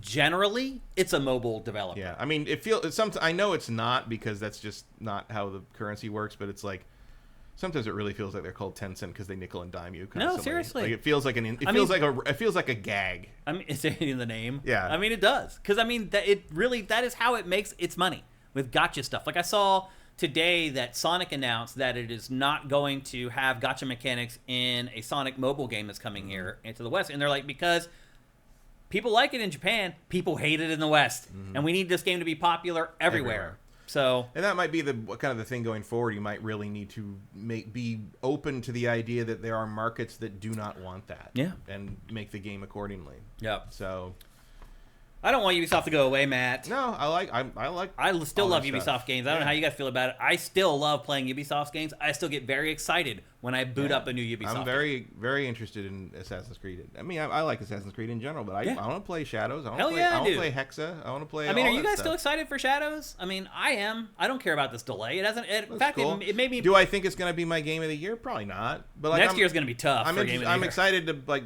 mess around in that world, and it definitely had a better shot if it came out this year. And I like the idea of having this big wrecking ball of a character and then being able to switch to like this like stealthy Tenchu character. Like, that's a cool idea. Yeah. Like, I'm excited for it. Differentiating, I like the idea of switching between Jacob and Evie. The problem was they both played the same, and Jacob was a fucking putz. So like the fact that two of them seem to be very different, and you give me a reason to play things a different way, cool. Might even be a good reason to play the game again, to pick the opposite character for those missions. They've never had that before. Erebus Jones brings up a good point that I don't think is just related to video games. I think this is just in general. And he says, devs need to ignore the internet entirely. And I feel like a lot of businesses, not just video games or entertainment, just need to ignore the internet. Because we're fooled into thinking that is the real world. No, it is not. No one knows. It was like, I mean, this is obviously getting into the politics thing, but when Elon Musk did his thing at the Trump rally, and he said, "I'm Dark MAGA," which is an online gag. Like, that's an online, that kind of in reference to like Dark MAGA is like the really serious like hacker whatever. Like, no one in the audience reacted, because no one in that audience is online enough to know what the fuck you're talking about. Nobody gets it. Yeah. And the people who are really online don't understand that. Well, I mean, look at like Russia, paying for all these bots to influence politics around the world. Like, it fails. Like, it doesn't work because most people do not live on Twitter. But if you look at the online spaces, it looks like it's working. Right. But it doesn't. And that's one of the reasons everyone's like, "Oh, they must have cheated because look at how it's." Well, no, because that's not reality. Yeah. It's a space, it's a place, it's a separate thing where people exist in, but that doesn't reflect, there's people that never even see that. El Guapo says, "I'm down for Shadows 2. Word them up." Yeah. Yep. And I'm down for a Far Cry 7. I'm down for whatever they want to do. Like, Cinetyke hell, says, I'd even play Hawks 2. Like, why not? Oddly enough, Cinetyke says, AC Shadows needs to nail stealth for me. Interesting, after everybody rebelled against Star Wars Outlaws. Well, again, I'm not rebelling against the idea that it's stealth. I'm rebelling against the idea that the stealth is boring. It's crappy stealth, yeah. Like, you can put stealth in your game, but you better have a reason for it. Make it interesting. I mean, that looks, her gameplay looks more interesting than anything in Outlaws. Yeah. My best guess is what happens with Ubisoft is that they go private, I think. Yeah, I mean, I don't know if that's going to save them, but it feels like the most prudent move. I think it's the only thing they can do to try to save Ubisoft as what it is right now. It at least lets you hunker down and sort of like figure your shit out internally without having to answer to a bunch of yahoos. Pretty much, yeah. And I think you got to go more like, Disney announced that thing about how they're going to we need to listen to fans and create focus groups for them. I'm like, no, you do not listen to any. The last people you should ever listen about anything is fucking Star Wars fans. Speaking as one of them, and that's funny. People kept bringing up, and I think they're correct stuff about it was an interview with Hayao Miyazaki from Studio Ghibli, and they're like, well, what do you you're making these movies that are really popular and like they're beloved around the world. Like, when you're making these movies, how do you balance thinking about the things you want to put in the movies for yourself and thinking about how to balance them for fans, about people the audience. who go see it. And Miyazaki said, "I never think about the audience," and that is correct. The audience gets pissed off when you say that stuff, though. But because they don't know how fucking creativity works. I mean, they don't know how making things. I deal with that on SIFTD. You know, Yeah. there's certain people that think that they know how to run the business, and if I don't do exactly what they think I should do, that I'm dumb or I'm ignoring them. Like, No, you can never, if you're serious about really making creative work, you can never think about the audience. I think you should listen to the audience. I don't think you should make You should decisions take on, based you should upon take what on they say. feedback. I mean, Yeah. listen to criticism, listen to reactions and stuff, and Yeah. real criticism. Not like I'm mad that your Right. main character is black. Like Yeah. that's not an actual Not valid. criticism. Yeah. But like, yeah, take that. But when you're making something, you cannot try to form it for an audience, or you will just torpedo the whole thing. Even something as stupid as X-Play. Like, we never thought about anybody watching that shit. We made whatever we wanted for ourselves. We were trying to entertain each other. Yeah, basically. pretty much. And it just so happened that it also entertained others. But that Yeah. happens a lot. I mean, do It you, does, yeah. you think the South Park guys think about how the audience is going to react to anything? Absolutely not. Trey Parker and Matt Stone don't care if anyone laughs but each other. Yeah, that's true. I assure you. It just so happens that their sense of humor aligns with a lot of ours. Yeah. Andy T. Monahan says, you think if Disney wasn't hurting Star Wars as much as it is, Outlaws might have had a better chance. Yeah, I mean, Disney isn't doing it any favors. Well, no, because Star Wars isn't hurt at all. Really? No, they made $1 billion in profit from their merch last year. Star Wars is as healthy as it's ever been. The only reason you would think something like that is if you're listening to idiots. Really? Yes. Because it feels like the last two movies weren't Well, as popular as... well, Solo underperformed. Solo's the only Star Wars movie to lose money. Yeah. But again, that's the same reason that's the same reason Outlaws underperformed, because it's removing the part of Star Wars people care about. It does feel like they're canceling a lot of shows, too, on Disney+. Well, they haven't canceled a lot of shows. Like, again, Rise of Skywalker is the worst Star Wars movie. Like, no question. I was not ready for how bad that movie made $1 billion. I know. Yeah. Like, people can go on about The Last Jedi all they want, but if everybody hated that movie as much as they say they hated it, Rise of Skywalker wouldn't have made $1 billion. It's true. Nothing people don't like makes $1 billion. That does not happen. Yeah. I hate Joker, but it made $1 billion. And now the sequel has made no dollars. I mean, Todd Phillips, auteur genius, made a movie only he wants to see. So there's your only. Don't think about the audience. I don't know. But I think he did kind of make a movie. I think the Joker 2 was in part meant to like alienate the people who liked the first movie, and that's the joke. Yeah. So I think he did think about the audience a lot when he made that movie. So that's if he cared about if it made money, the joke would be on he him. does not but give he a doesn't. shit. Yeah. I don't know what the hell is going on. And even James Gunn is like, we had no input on this. We don't know. And he didn't want any input. It bombed hard. It made $20 million less in its opening weekend than the Marvels did. Yeah. And the headline from one of the I was all like, it's like, oh, it did all right. It's like, oh, hang in there, Todd Phillips was one of the headlines. You remember when the Marvels made $20 million more than that, and all the headlines were like, should women be allowed near cameras? You know, it's like, what the double standard is stunning. Not but no, surprised. Star Wars is fine. Yeah. Star Wars is as strong as a brand as it's ever been. The problem is that like the management of I don't feel like people just like snatch up Star Wars stuff without thinking about it like they used to. Like I would. I don't think they ever like have. I just snatched up and bought anything Star no, Wars for the first 20-some years of my life. I'm not like that anymore. No one's been like that because everyone's always got their own preferences in Star Wars. And the problem of not snatching up I think the people that ran Star Wars thought that was true until Episode 1. Yeah. Because Episode 1, you remember they put all the merch out like a month before the movie came out and everybody was there at midnight long. I mean, I have a buddy who bought a lot of it. Oh, yeah. And now he has It's all closets worthless. full of crap that's But worth nothing. all that stuff did.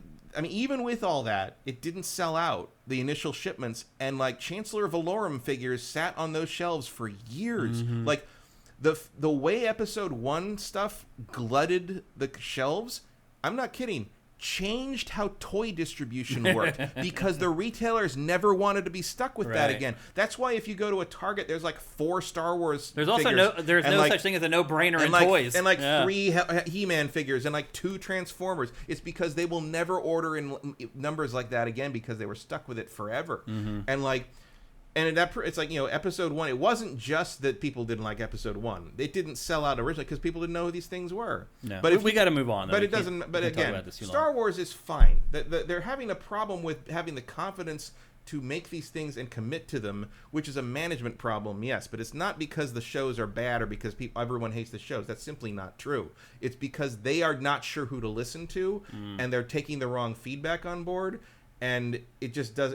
Like you have to do what we just said. You can't listen to the audience outside of actual feedback on it. But when you're making these things, you got to make them for yourself, and they're making them as a product. Could you imagine if like Picasso sat and like took feedback on his paintings? Right. It's like if you really consider this stuff art, it's ridiculous to expect somebody to listen to the fans. Yeah, Picasso's just like, well, I guess I better start doing Thomas Kincaid cabins, you know. I mean, seriously. No, it's if Star Wars was as in trouble as they think, it would not be making $1 billion. Oh yeah, I understand. It's fine. It's not like a dying brand or anything. No. Yep. All right, we got to move on. Next up in headlines, Epic Game Store. If you guys haven't figured it out yet, will do absolutely anything to be competitive with Steam.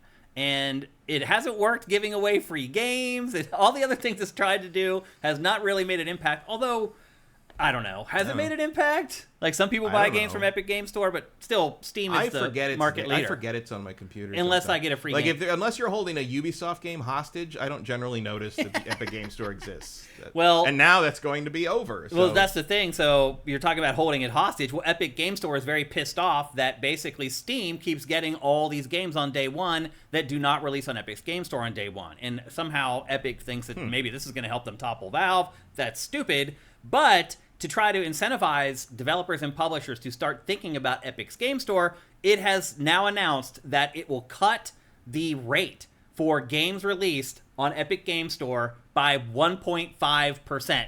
As in what they pay? Is the royalty, basically. So they'll give you 1.5% back from what you were paid before if you release day and date with Steam on Epic Game Store. Do you think this will move the needle at all for Epic Game Store? No. I don't either. I mean, I don't have any data to back this up, but I feel like you're going to sell more on Steam than that would add up to. Well, I mean, they're not saying release it exclusively on Epic Game Store. Mm-hmm. They're saying just give it to us the same day as Steam, instead of giving Steam the exclusive against us. I still don't know if that would matter. I think the big problem for me is the rate cut is so small. Yeah. It's 1.5%. If you're Call of Duty, that's a big frickin' deal. Like, because 1.5% of $1 billion is a lot of frickin' money. But if you're talking about little indie developers who may sell 100,000 copies of their game, like, does that move the needle for that indie studio? Or is it more important for that indie studio to have that great relationship with Valve and Steam? I think you need to be on Steam to be discovered through the algorithm. I mean, I don't think anybody finds things through the Epic Games Store. I've never searched for a game, and one of the first search results come up is Epic Game. No matter how much money Epic has, it can't jimmy Google search results yet. No. But it'll try. I bet you it will. It may be trying right now. But you're right. Like, if you search for a game, it's always Steam. It comes up first. All right. I mean, I'm also just talking about, like, being on Steam and poking through the store. Oh. Steam bubbles up stuff I've never heard of all the time, and Epic Game Store simply doesn't. It doesn't. You're right. Yeah. Like, you go there. The storefront is not comparable. I agree. Yeah. It's not bad. No, it's not bad. It just doesn't have all the, like, Steam. Well, Steam's been doing it for a long time. Steam just does more. Steam's been doing it for 20 years. Yeah. And it just does more. I mean, it's crazy. Since I started giving away games for Name That Game, if you win, you and I become friends on Steam, and then I look at your library to see what you have and what you don't have, and I try to get you a game that's in the same vein of the stuff that you've been playing, but obviously something that you don't have yet. Like, all that stuff that I do on there, all that researching, digging through, like, the database, you can't do that on Epic Game Store. No. Like, that's stuff that happens over years and years of iteration and feedback. Yeah. And a lot of the stuff it pops up at you is trash. Yeah. But, like, I've found some stuff I hadn't heard of before on the Steam queue, or, like, sometimes in like, oh, you might like this or whatever, or even just clicking the developer and seeing what else they made. If I get some weird indie game sometime, I found a lot of stuff like that, and like Epic Game Store just isn't that smooth. I still don't understand why sometimes when I click on the game in my library, it just opens the game. I'm just like, why can't I just look at the fucking game page? Yeah, you're right. On Steam. Yeah. Well, also the game pages on Epic Game Store are nothing like the game pages on Steam. All. You don't have like that little community there of people like chatting about it. Well, and, I mean, that's no loss. I think that can be. I mean, for Lands of Hyberian, which is one of our sponsors, like that's valuable to them to be able to make a subreddit, I guess. Yeah. The discussions on Steam are trash. Yeah, it's some all of them are. Nazis and weirdos and racist people and people screaming that like the fucking Match 3 puzzle game is DEI or something. It's just crazy people top to bottom. Like sometimes I'll look through my library and I'll go to the discussion pages on things. I'm like, there can't possibly be racist bigots in the comments and there they are. Do you think some of it's just it's trolling? Like there aren't even human beings in this game. Like it's just blocks and like People are like, why aren't there white blocks? Do you think know, it's just like, trolling on some No, level? I mean, some of it is. I think some of but it I is. think there's almost no line between that and what they really think anymore. Running It's a website for the last 9 years, I have developed a hypersensitive ability to detect trolling. Because But a lot of times trolling is just what the people who really think that shit hide behind. right. And more you see that. Yeah, I can see that. And it's not a coincidence that if you dig back far enough and the people that are being openly like that on Twitter now, that it's kind of, that's what Twitter's for, apparently. Yeah. You dig back far enough, you'll be like, oh, here's where they didn't have the mask off. And we're like, but it's like, no, I'm just making jokes. Like, no, I'm actually here. I'm actually, I have the tattoo. I'm here for the, I'm Ed Norton at the beginning of American History X. Yeah, here, yeah. Do you think that Epic Game Store is a huge mistake? No, I mean, I don't know. I mean, it feels sort of like They're just dumping. it feels like a Don Quixote situation. It's just like, I mean, yeah, I mean, Epic was rich enough to tilt at that windmill, but it's like the outcome was sort of already determined. I mean, I remember when, who was it that we mentioned a few weeks ago about how there was like, it was Randy Pitchford talking about like, oh yeah, I wouldn't be surprised in 5 years that Steam's on decline and Epic's the new king in town. And it's just like, no, I think we all knew that wasn't going to happen. Like, Yeah. I don't know what Steam would have to do. Steam is only going to fall through its own mistakes. Oh, they would have to make a lot of its own mistakes too. And I mean, I'm pretty sure I know how Steam is going to fall. After Gabe either retires or passes, whoever takes over is going to make some horrible decisions. Ruin it, yeah. And that's going to be the end of that. Yeah. And it's going to take a lot, and it'll probably take 10 years to really decline. Like we were saying earlier. Because no one's going to want to let go of that library of thousands and thousands of games we've all built up over time. I'll tell you what, man. Some of y'all's libraries blow my mind. Like trying to find games to buy for these people, Matt, it's almost impossible. Some of these people have like literally 1,000 games, and just trying to find something to buy that they don't have already is like, it takes me like an hour or 2 hours sometimes to give someone a free game. Because, our audience has been on all the crazy big summer sales and all the big Steam sales where you're buying games for $1, or they've, Humble Bundle where they give you like 40 games for like $15 or whatever. They've been doing that for years, and their libraries are gigantic. It's not easy to find games for them anymore. So it will take a lot to topple Steam. And I think that's what Epic is learning right now. It feels like Epic Game Store is just a money pit for Epic. The investment is just, yeah. I mean, they're giving away. And it's funny how I can't say Epic Game Store without saying he. Because it is all Tim Sweeney. Yeah, you do think of Tim Sweeney when you think Anytime of I think about Epic anything. especially because of the recent comments he made where he really does seem to personally identify with that particular brand of the company. His face pops up in my head anytime I think about Epic Game Store. So he is giving away like hundreds of millions of dollars like a month.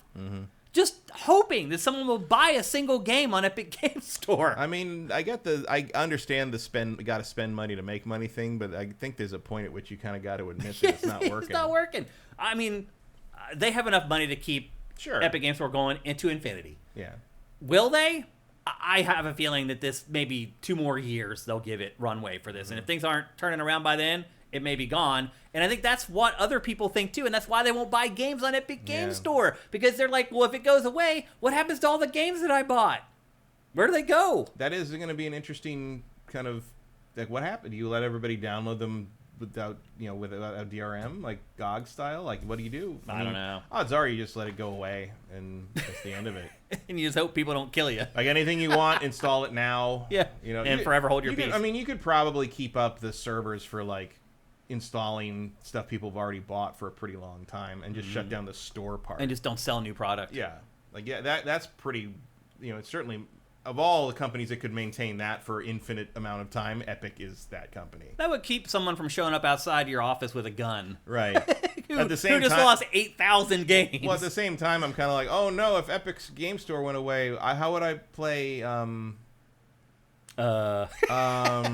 mean, I do go and get free games. I guess Star Wars Outlaws, but I just buy it again on Steam when it was cheap, right? I have a decent library, I got a big library on there from all the free games they give away, but the stuff that I've actually can only play there and wouldn't be willing to just, like, if I wanted to play it again, buy it again on a Steam sale sometime, is pretty much zero. A lot of the stuff I got also through Amazon Prime Gaming. Yeah, they give away a lot of the same games as Epic Game Store. So. Yeah, a lot of Twitch drop things through Amazon Prime end up on Epic Game Store. Like, But again, I don't even know what's in there. I haven't looked through my Epic Games library, and I don't know how long. I have 3 games installed from the Epic Games store. It's Outlaws, Death Stranding Director's Cut, which I got for free, and Outer Worlds, which I got for free, the Spacer's Choice Edition. So like that's it. And Outlaws I've paid for, obviously, and I got Avatar on there. Avatar: Frontiers of Pandora is in there. I paid for that. I haven't paid for any games on Epic Game Store. Vincent says Epic is turning the corner though, since they forced their way onto mobile. Are they? I don't know. I don't know. Mighty Pony Girl says, more than that, what happens if they succeed? What do they do to the consumer to recoup the money they've thrown into that hole? Yeah. That's a good point, actually. It's a really good point.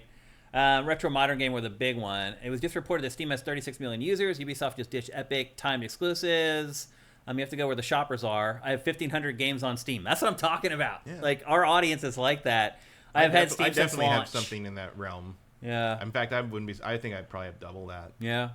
Fried X100. Humble Bundle really expanded that fucking library over time. It's like... Fried X says, who cares about selling games if you have Fortnite cash coming in? I mean, that's a good point. Like, Yeah. why did he care about selling games? He just can't let Valve win, it feels like. Yeah, well, part of it, I think the Epic Game Store was established before we realized Fortnite was kind of now and forever, right? I don't think so. I mean, yeah, it was. I mean, I have the Fortnite, or the Epic Game Store launch trailer on here, and I think it's from, like, 2018 or something? Yeah, but that's before again, remember, a year later, Endgame came out, and everyone's making fun of the idea that Fortnite would be important 5 years later. That's like, true. the idea that Fortnite, a game like that, which was basically a lark, that Battle Royale thing would still be the hottest thing in town half a decade later was nonsense to people. Like, no one thought that was going to happen, but here, Fortnite has proven to be as license to print money. Staying power of Minecraft. You know, one day we'll get a Fortnite movie, and I won't see that either. That's definitely going to happen. I'm surprised it's not in development already. That will be a blockbuster. Well, I mean, it will make so much money. A Fortnite movie. It doesn't matter if it got a 0 on Rotten Tomatoes. The first week, that movie will make like $500 million. Disagree. Easy. Really? You don't think all our nieces and nephews won't flock to that? No, because they're not morons. Like, they're not going to automatically... how many copies did Borderlands sell? Did all those millions of people go see that movie? No, it's got to have to be good. I don't... Comparing Borderlands to Fortnite, though, come on. But I'm saying... I'm not comparing it. I'm saying how many millions of copies did Borderlands sell? Like 3. The last one. All of them combined? No, the last one sold like 3. How many... But in the heyday, how many copies did Borderlands 2 sell? I don't know. Like I mean, it's 10, probably sold 14? 30, 40 million total. And where were those people? Yeah, it's different though. Fortnite is way different than that, man. Fortnite is like it's all not. my nieces and nephews talk about. Right, and do they care about movies? Do they want to go to the theater? They do. Do they want to do that? They're the only people I know that still go to movies. When the Minecraft movie bombs, come back and talk to me. That movie does look abysmal. And a Fortnite movie will look equally abysmal. That'll be a big litmus test though, Minecraft, you're right.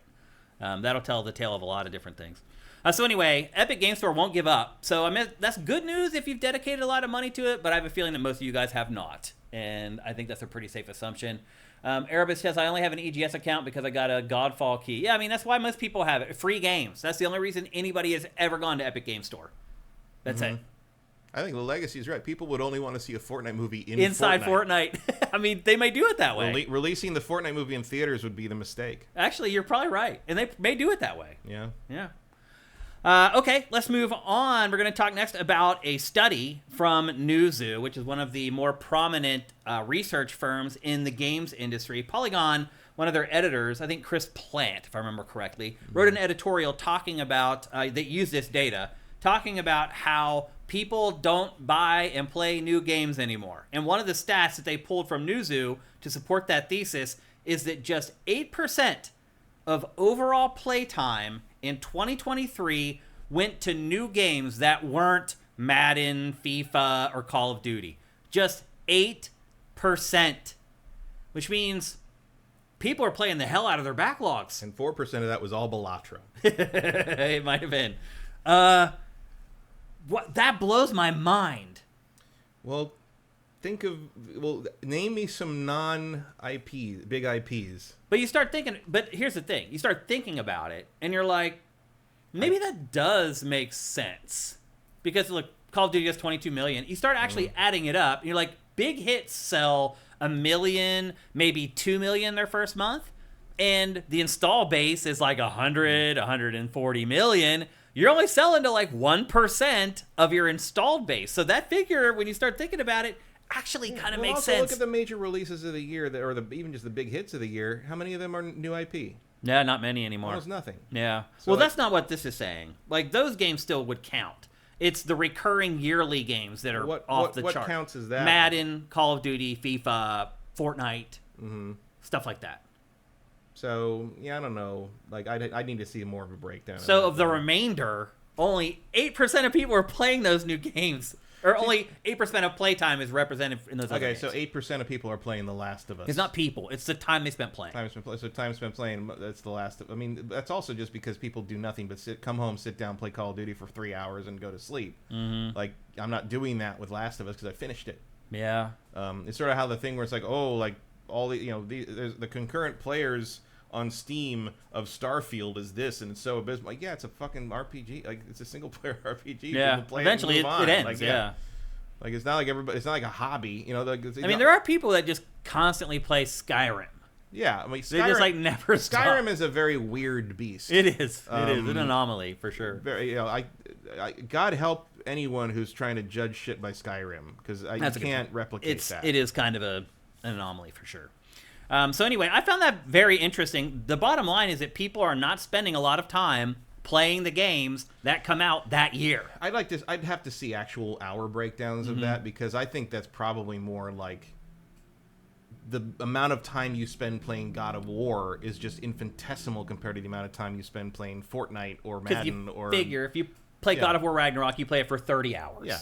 But if you're playing Fortnite and you're playing it 2 hours a night, you hit that 30-hour mark in like 2 weeks. Mm-hmm. Yeah, you're right. I mean, but that's why we talk about it, is to really break down the data. My point is, I don't think that metric is actually all that useful. Yeah. Like, I think it loses so much context that it's a shocker statistic, because, like, only 8% of playtime is games you play. That means those games are going to die, and you'll never get another Last of Us, and you'll never get another. That's what that is. It's a clickbait scare tactic is what that is to me, because you don't have the context of what people are playing and how long they're playing that and how long they're expected to play. Well, I mean, they do share that these are the games that they are playing. Sure, but I didn't see that, so all I'm seeing is the little bullet point. The blurb, yeah. I think that's a statistic that is almost meaningless. Like, I think it's a useful metric to compare total play time. What if it was 2%? I still think it would be a meaningless statistic, because people just don't play those other games the same way they play the yearly install. Like, if you took all the online games out of it, I'd be very interested in what that breakdown would be. Now, there are games that come out that have a single player and have a multiplayer that are included in that 8%. But how much do you break that down? Like, what percentage of playtime is Call of Duty campaign versus Call of Duty Zombies? I mean, you're right. We do need more granular details. This just doesn't tell me anything, is what I'm saying. Okay. It was basically the whole crux of that editorial from Polygon. Yeah, I know. It doesn't surprise me the Polygon went for that kind of trash. Next up. You gotta make people click on you somehow. Everyone's asking questions right now. Why did Konami decide to remake Metal Gear Solid 3 first? Everyone's like, why? Like, people like it, but it's not like... I think it is the most beloved one. You think it would be the most requested of the if you fan asked? Base? Yeah. Yeah. Maybe not from the general public, if the general public even knows what Metal Gear is anymore. Yeah. But I see people love Snake Eater more than any of the others. I mean, my favorite is Metal Gear Solid 1. Me too. Yeah. But like, Snake Eater is just every time you see someone bring up how great Metal Gear is, you're just gonna get a litany of people telling stories about the crazy shit they did in Snake Eater. Mm-hmm. That also means that you're walking a higher tightrope, because it's like people love this so much that, like, if you fuck it up, you're gonna, you're gonna crash and burn harder than you even would have normally.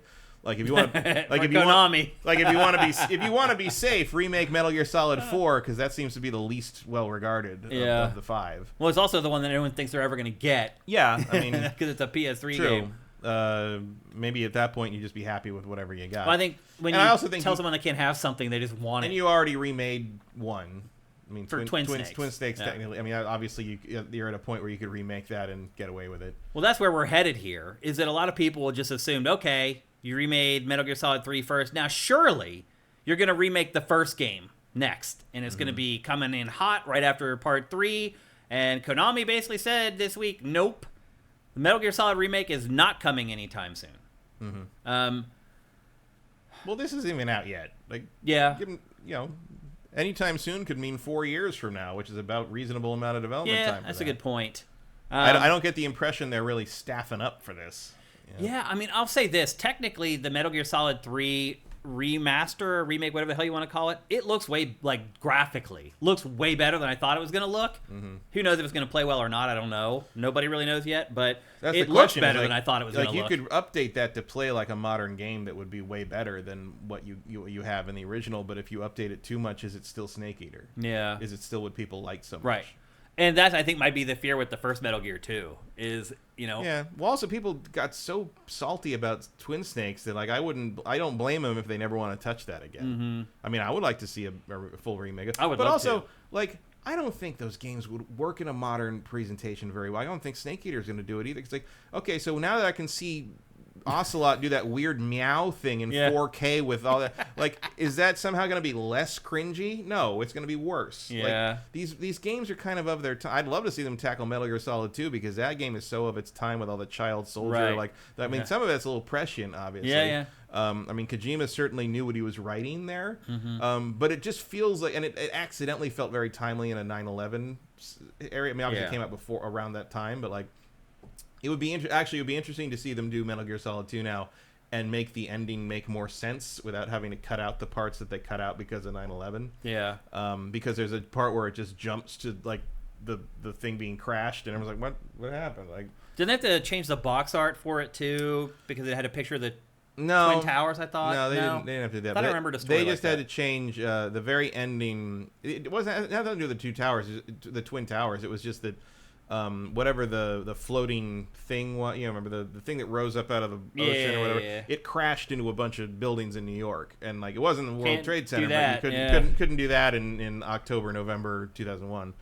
Hell, like that plane game on Dreamcast got canceled completely. Right. But that story would for some reason that would be the my one head. that I think would be the most interesting to sort of try to remake fully in this. Maybe I mean. Resident Evil hasn't remade the first one yet. Mm-hmm. Like, they've done fine. Yeah. And then another tidbit was that David Hayter went on social media and was saying that he was reprising a very popular role. Well, David Hayter, the voice of He's got one Snake. popular role. It's So. like, okay, we got to know what that is. What do you think he's working on? Do you think he's doing pickup lines for Metal Gear Solid 3, or do you think he's working on something else? I don't know. Do you care? No, not even a little bit. I think his performance as Snake got worse as time went on. I think we mentioned that last week, And, actually, like, on the show. I don't know why. I mean, again, It got way more gruff over time. And it seemed way more acty. If that's a word that I just made up. Yeah. It didn't seem as natural over time as it did at first. No, and I don't really agree with replacing him for 5 the way they did. Although I don't either. He barely had any lines Right. anyway. So Yeah, what's hardly. the point? Yeah. Even if it is for Kiefer Sutherland. even if you didn't listen to the audio tapes, you barely heard Kiefer Sutherland at all in that game. No, you're right. Weird. Yeah. I don't know. I feel like the voice acting for those original 3 were sort of like of the time. Like Almost like a joke now. They were anime dubbed, and they were very dramatic and heightened. They were more like what you would hear in a cartoon or an anime dub at the time. And I just don't think that would hold up the same way. They'd have to do a lot of in the same way. I don't think Kojima's writing holds up in the same way. Yeah.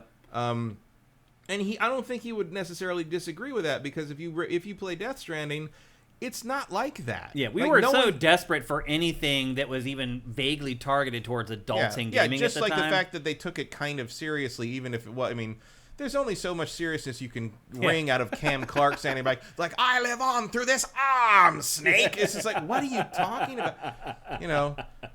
But like, it's campy fun, but like you hit a certain level of fidelity, and it feels like it should maybe be presented a different way. Yeah, you can't really get away with it anymore. And I just feel like Hayter's Snake voice was correct for then, but I don't. But what I guess you just have somebody do more of a Kurt Russell impression. Sort of thing. Like, how do you make that character make any sense? I don't know. But I do Luckily, think it's not our problem. But I think it's notable if you play. Everything is pretty weird and ridiculous in Death Stranding, but the performances aren't like that. Yeah. Mads Mikkelsen doesn't show up in that game and start like cackling like a cartoon, like Lex Luthor. They're believable characters. Yeah. At least for the most part. There's a more naturalistic performance happening. You know, that fits the more realistic look of the game. And if you're going to update the look of that, I don't know how you keep all the weird over the top shit in that. Well, notice I don't know if you saw this story, Like, but because you can control the camera better now, they had to adjust the difficulty because it made the game too easy. The Twin Snakes had to do that too. Right. I remember the Silicon Knights people mentioning that at the time. Like, they weren't built for that. Because the games were designed to hide stuff from the player. Yeah. And I'm trying to think about like how. Okay, picture the visual fidelity of what we're seeing in Delta in those trailers. Now try to picture what the fear boss fight's going to look like when you're feeding him rotten food on the ground and he's jumping around, like, licking it up and being like, "Oh, it's so." It'll look nasty. ridiculous. I'm like, what is that going to look like? Ridiculous is what it'll And look do like. you change it? Because if you change it, everybody will The fucking fans will lose riot. their minds. But if you don't change, it's going to look ridiculous. I don't know. There's just no don't easy know. answer. I think in the end you have to make it for the fans. Yeah, or you have to just keep it as true as possible. I mean, that's what they did with 3. I mean, I do think in this case you do have to think of the audience, like, because you're not making an original thing. You're not going to make a lot of new fans either. No, I don't think so. I think that's right. Games. I mean, a remake, remaster, you're going to have to think of the fans, especially for something like this, because if we're honest with ourselves, Metal Gear is a niche brand now. Concept, yeah. In part because it's just the world has moved on, but also because Konami let it die for a long period of time. Well, it tried to keep it alive, but it was a miserable failure. Try is Remember Metal Gear Resistance, or what was it called? Metal Gear Rise or something? Yeah. Try is a very kind word to use for what they did there. Yes. Yep. Next up, there's a video game coming that I think a lot of people have been hoping for and asking for a really long time. It was announced this week that there is a big budget AAA RPG coming based upon the Avatar: The Last Airbender IP. Every Avatar: Last Airbender game that has come out has been what I talked about earlier, a beat 'em up, like low budget indie, and you're seeing the B-roll here. Like, this is what we've had to play based upon this IP. I mean, they've so far. been Nicktoons games. Yeah, pretty much. That's what because it's a Nickelodeon franchise. But finally, they are going to dedicate a big budget to making a real game based on this, and I think this could be one of the biggest sellers of the year when it comes out. The only Avatar game I've ever played is actually the one that you could get all 1,000 achievement points in like 2 minutes. Yep, I remember that. Yeah. Maybe. I mean, it's really going to depend how they approach it because it doesn't have any of the characters in it. So. What do you mean? Because it's set long before the show. Oh, really? It's set back in the pre-days, and so that's really stupid. So you create your own avatar and like go through. I mean, that's really dumb. Why would they do that? Because it gives them more freedom to do an original story, I guess. Still, though, that's a huge mistake, I think. So it does make me less interested in it. I mean, I might change my mind depending on how well. I mean, obviously, it could just be a great game. KOTOR turned out great. Yeah. You know, if you make the KOTOR of Avatar: The Last Airbender, then great, maybe you got something. In, yeah, 100% in. But you're gonna have to show me. Oh, you're also working against the pedigree of Avatar games being not amazing. Crap. Not amazing is a nice way to put it. And to be They've fair, been crap. Well, look, to be fair, KOTOR was also against that wall too. Yeah. Because not all. I mean, there have been great Star Wars games, but even back then, everyone was sort of like, Star Wars games. Mm-hmm. It was amazing that BioWare was making one because a good outside developer doing their thing with this property has never really happened before. Yeah. Normally normally Star Wars was like, we are going to take whatever's popular right now and slap Star Wars on it, which is how you got Dark Forces because it was Doom and you got a lot of really bad RTSs. Yeah. Just reskinning things mostly. So and I guess that is some kind of. I don't know what that was. Oh, this is Brawlhalla. Oh, okay, yeah. Yeah, he appeared in the Ubisoft Smash Brothers game. So you are kind of, I mean, the fact that it doesn't have anything, I mean, I do really like, that's a very weird Aang sprite. Chibi. The fists, though. Like, the characters are what people love about this series. I mean, obviously the premise in the world is a really cool setting for all of it. Uh-huh. I don't know if people care about how can I build my firebender as much as they care about, Aang hanging out with Toph and Zuko and all those guys. Yeah. It just, but there's going to be a big Avatar Renaissance coming up. I didn't know that, actually. Well, because the live action series, the original creator left it and formed his own animation studio, and they are doing sequel movies going forward. I think the first one's supposed to be out next year or the year after. I can't remember which. So this all kind of coincide with a nice little like rebirth of Avatar. Also, you know what else decided to set their kind of their action RPG game before the popular stuff and then not have any of the characters we're familiar with in it is Hogwarts Legacy. Yeah. And that did fine. Yeah, more than fine. Yeah. Again, if it's a great game. I do think Hogwarts Legacy's advantage there was that I think a lot of people, especially people who grew up with those books, are more in love with the world and the concept of the wizard school. The wizarding world, yeah. Than, like maybe you don't want to hang out with Harry Potter so much as you want to go to Hogwarts. Yeah. Like the fantasy of that maybe is a little different. I don't know how much the fantasy of being a bender matches up to the fantasy of hanging out with the Aang gang. But I do think if it's a great game, it will transcend. Yeah, I mean, like KOTOR. I mean, that would be a really interesting way to approach, because KOTOR's genius in some way was taking this kid's property, and let's be honest, Star Wars is for kids. Yeah. Star Wars is for kids, but like his original target was like people from like 10 to 15. Mm-hmm. Like that was his thing. Yeah. And anyone can like it, but that was the target. And one of KOTOR's genius things, especially KOTOR 2, was taking this sort of kid's property and extrapolating it out into like more of a thoughtful idea of like approaching this material and taking it to some natural endpoints with what the Force would mean and what this destiny of the Force would mean and what this being a universe that dealt with these things would mean. And if you can do that with Avatar, I think the world is strong enough to support that kind of a reading. If they can do that with this, that could be a real shift in how, because KOTOR was a shift in how people saw Star Wars. Absolutely. Yep. You could do that. You could do that. You have the opportunity to do that with Avatar here, and I think that's pretty exciting. But we just don't know enough about the game to know what. Yeah, this game isn't coming for like 4 years. They're just talking about. They just basically announced it. No trailer, no anything. That's why we're showing you old B-roll of old Avatar games. It's interesting to announce. I mean, I do know from some of my dev friends that sometimes you get these really early announcements, and I'm like, why are they telling us? It's like a lot of it's because they want people to work there. When they staff up, they want people to know what they're hiring for. Makes sense. Which I would, I would. This seems like something you'd want to trumpet to be like, hey, when we put a job listing up, it probably means you're working on Last Airbender. Yeah. Which would be, Makes sense. And then our final story for headlines for episode 406 is just kind of a little footnote, something that happened this morning. At long last, Red Dead Redemption is coming to PC. It's launching on the 29th of October, so not long to wait. And it's going to include all the accoutrements of PC games, widescreen support, uncapped frame rate. I think it's up to 144 hertz or something like that.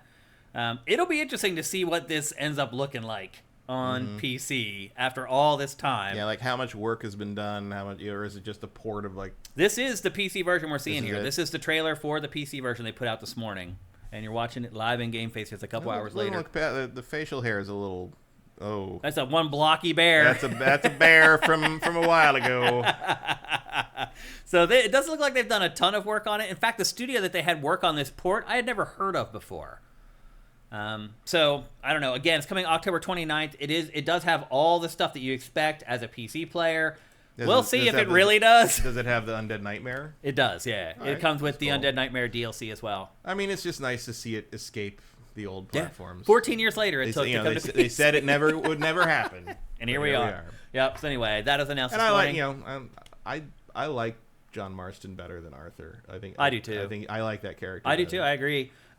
This month is just insane. If you have not watched Dossier already to see the game releases this month, like they keep adding games to this month. It's like, what are you doing? Like, this probably should have come out in November instead of October. Like, I understand the Undead Nightmare, Halloween, blah blah blah, but that's loose association to me. Like, I don't think Rockstar thinks about anyone else when they decide. Never. To put things out. It doesn't matter what game it is either. Rockstar Table Tennis. They're we're going to put it out when we want, and you're going to buy it regardless. It's like, why didn't you take time off to play this game? Why? Because it's a table tennis game. We're beginning to doubt your commitment to Sparkle Motion. Yep. So anyway, if you're a PC player exclusively, and you've been waiting for Red Dead all this time, here it comes. It's launching on October 29th. All right, that's going to do it for our headlines for GameFace 406. We're going to talk about the Silent Hill 2 remake next, but before that, here's a word from our sponsor, LS Cream. Nope. Or not. Wow, LS Cream got fancy. LS Cream is a fine cream liqueur created by fellow gamer and sifter Stevens Charles. It's inspired by an ancestral recipe from Haiti called Cray Mass. and a double gold winner for its original taste at the New York Wine and Spirit International Competition. LS Cream can be enjoyed on the rocks or as a mixer for drinks with its rich blend of fresh cream and neutral grain spirits with notes of coconut, vanilla, cinnamon, and nutmeg.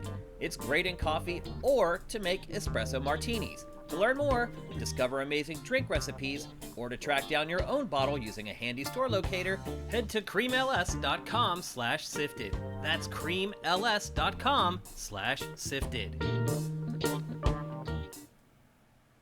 That's right, people. Go to creamls.com/sifted for all your LS Cream needs, and you have LS Cream needs. You need LS Cream. Little disappointed they aren't actually pivoting into riverboat gambling hard. But you know what, Matt? I bet you if you that go... would be a fine liqueur for a riverboat gambling it absolutely situation. That is, it actually would. It would be a great drink just for gambling. Yeah. Because here's the thing with gambling: when you go to drink at a casino or whatever, it's like you don't want to drink like really hard liquor. Because if you do, you're going to get really hammered. You're going to make stupid mistakes at the table. This is pretty high alcohol content, though. It's what, 17? I don't know. You got the bottle. Yep, right there. 17% alcohol by volume. That's not that strong. That'll get you there, though. I mean, 80 proof, 40% is vodka.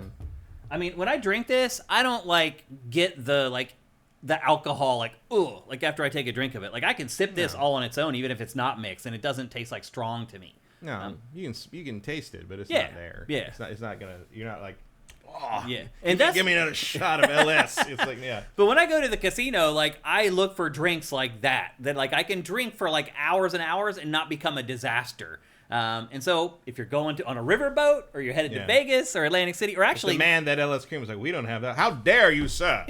Actually, in Pennsylvania, how am I to play canasta when I do not have my LS Cream? I don't know why it's suddenly the riverboat gambler. To declare. The riverboat gambler that Bugs Bunny threw in the river. I don't know why I used him for that. But.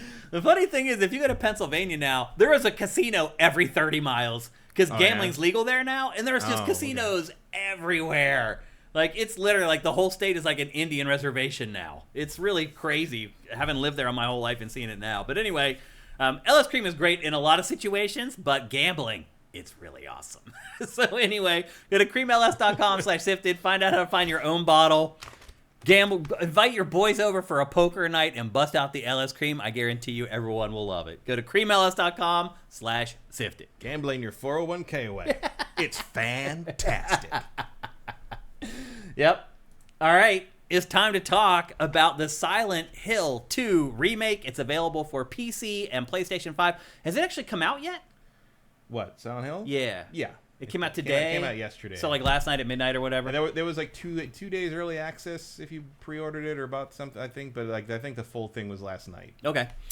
So it is out there for you guys to buy now. I wasn't actually sure about that or not. I don't know. I didn't buy the early access thing because I wasn't going to be here. Right, yeah, you were out for your So I just reunion. bought the regular one, and I played it last night, so obviously it's out. Yeah.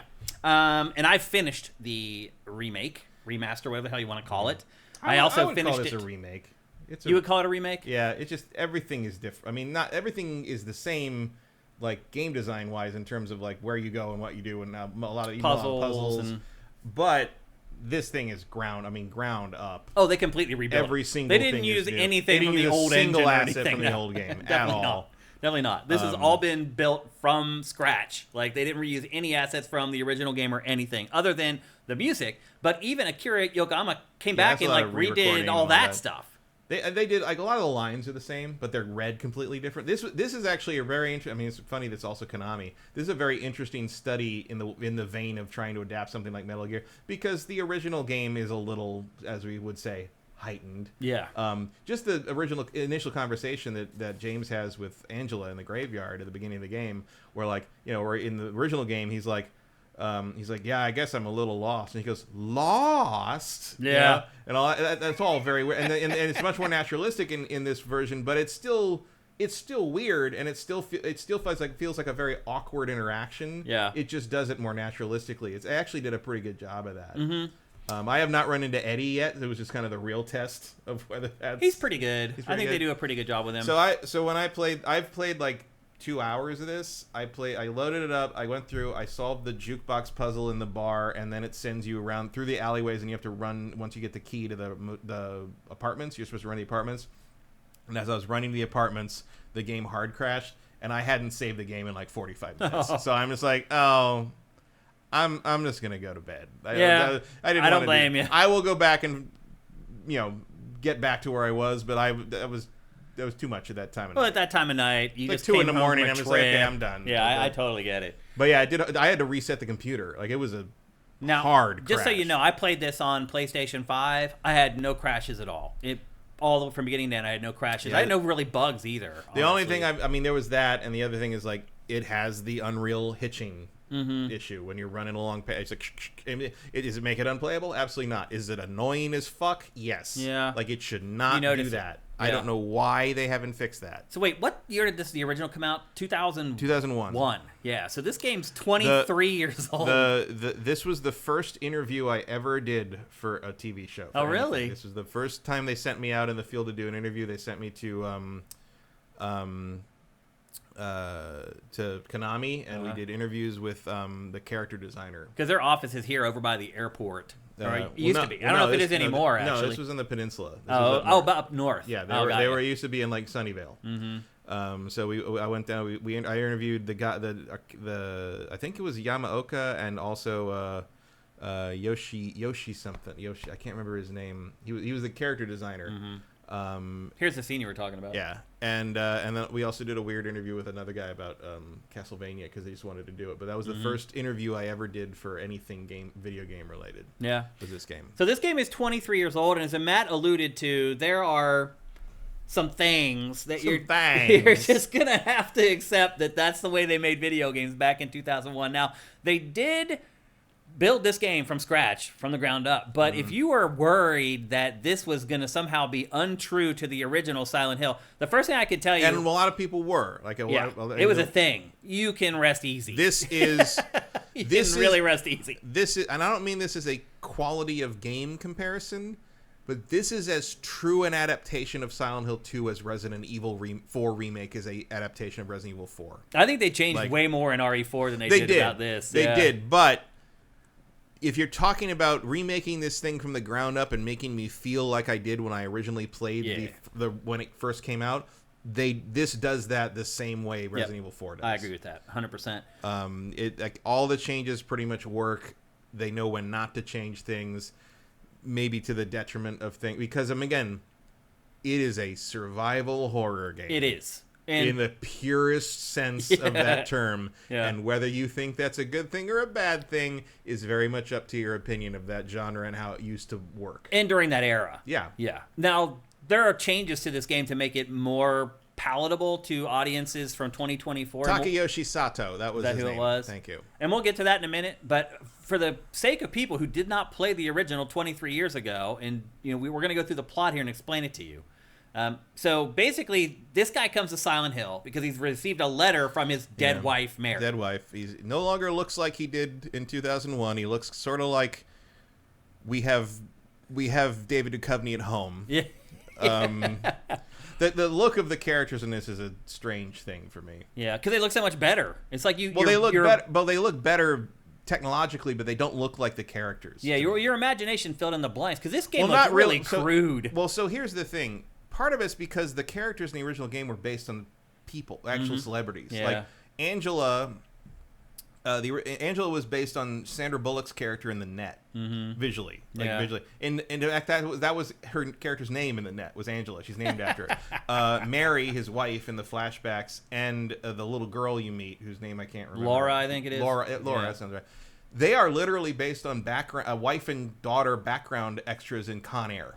Like the outfits are exactly the same. That's Maria hilarious. with her leopard print skirt. That is taken from a Christina Aguilera photo shoot from around the time of that. Like I'm not. Like, these are all supposed to, that's what they're all drawing hilarious. from. And so they made them look very different. And I don't think they look bad. No. They just don't look like the characters. Yeah. They're not how I would have updated these. Like I understand the choices they're making and why they made those choices, but I just wouldn't have made I think Maria looks really close to the way Maria looks pretty close, but a lot of them, like if you showed me Angela, and I'm not saying this in the sense that some of these weirdos are like, Angela's not hot anymore. Like that's not the fucking point. Yeah, it just doesn't look like her. If she wasn't wearing Angela's outfit, I would never know that character's design is supposed to be that character. They've changed her a lot. Yeah. And maybe there's something to be said for it's so old that you have to do that. Yeah. And you obviously obviously can't make her look like Sandra Bullock because you'll get sued.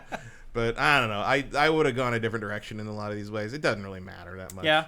So his wife has been dead for 3 years, by the way, when he gets this letter. So he shows up to Silent Hill. You're watching the opening of the game. He shows up in his car. The place is abandoned. It's crazy foggy. There looks like horrible things has been happening in the town. Very quickly, he runs into this girl named Maria, who looks almost like his wife and is named almost identical to his wife. He ends up like hooking up with her, not meaning like hooking up sexually. Like they teaming become up. they team up. And she becomes like his sidekick for a pretty big chunk of the game. Now, actually, I should also note that like this, like here's one of the first enemies you run into.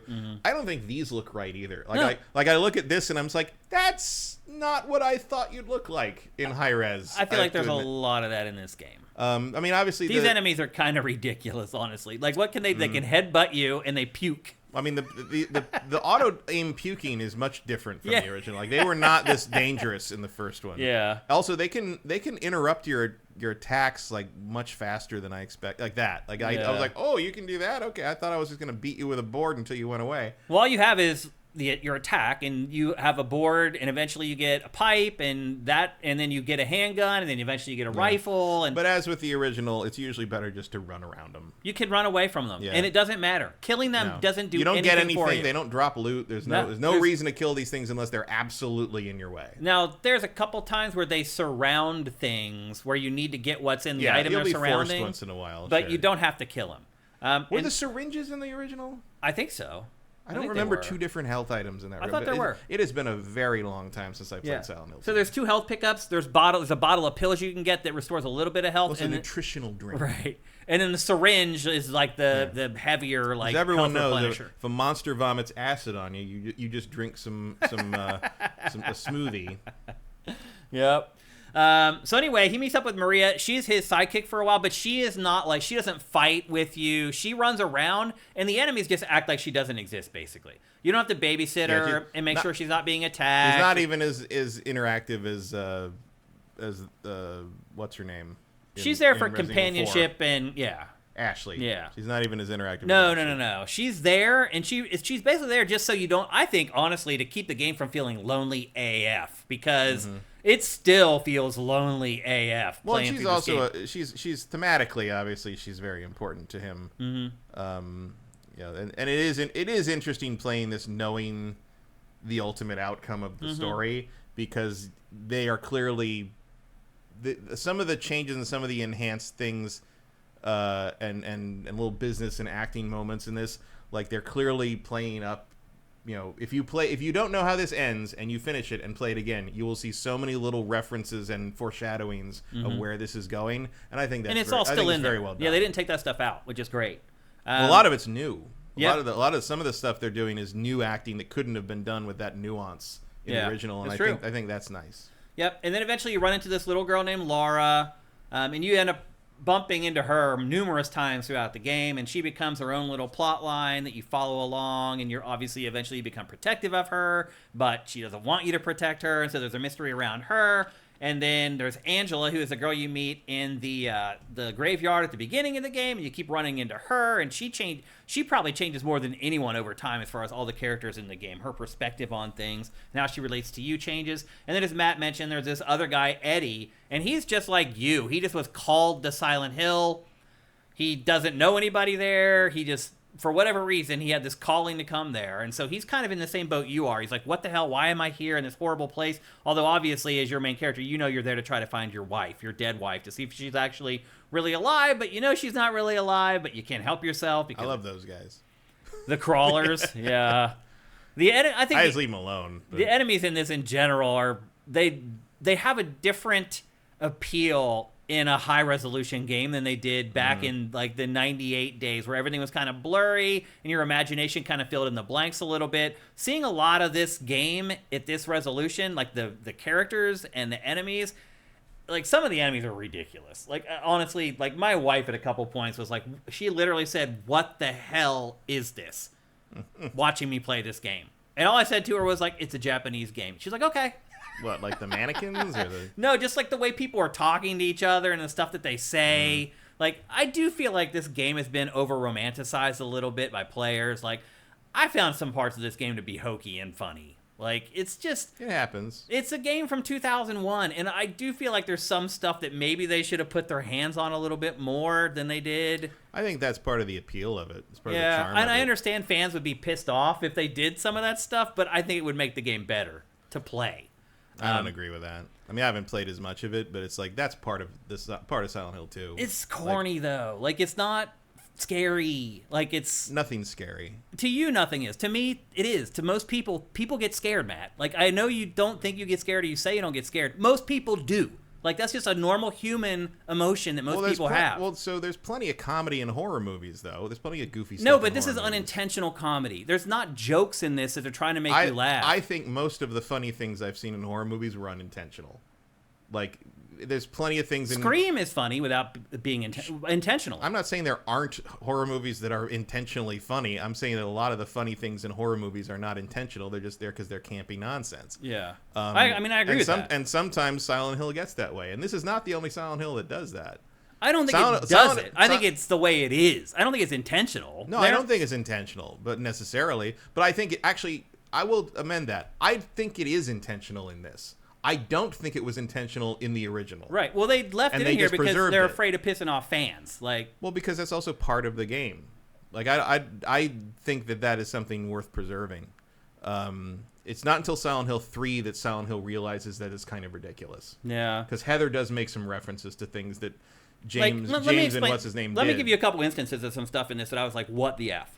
So there's one scene, I don't know if you remember it, there's a scene in a strip club Yeah. where there's just this weird, like, I don't even know if it's innuendo. It's just this very awkward conversation that they have, that he and Maria has in this old dilapidated strip club where she, like, gets near the stage, like, you're gonna dance for me? Like, it's just so bad and just awful. It's not natural or normal, and I'm like, No, it's a Twin Peaks reference. is it? Yeah. I don't know. Go back and watch the original Twin Peaks. Half the show is that. Because they were also satirizing Dallas.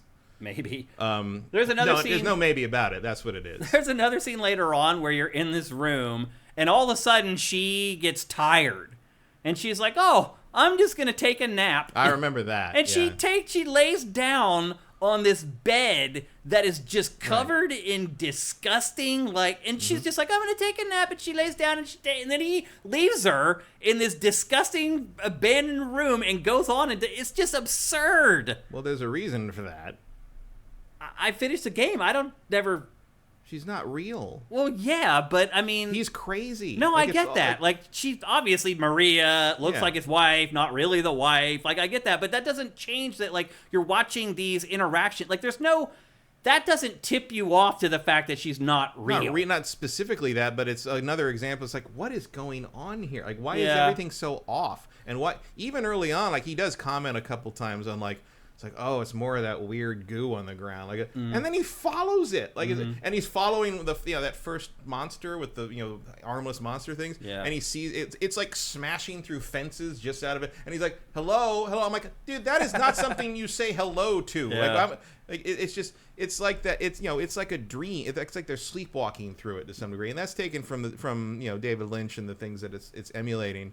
And I don't know, maybe this gets so far away from that because it's not 2001 anymore. Yeah, we used that, to like, accept stuff like this, but now to me, it's not acceptable. Like, see, I don't agree with that because I don't think it's the same kind of unacceptable as like Kojima writing nonsense. I think this is like intentionally supposed to be very weird and dreamlike, and I haven't seen anything yet. I mean, Maria is very off-putting just in the sense that she doesn't make a lot of sense.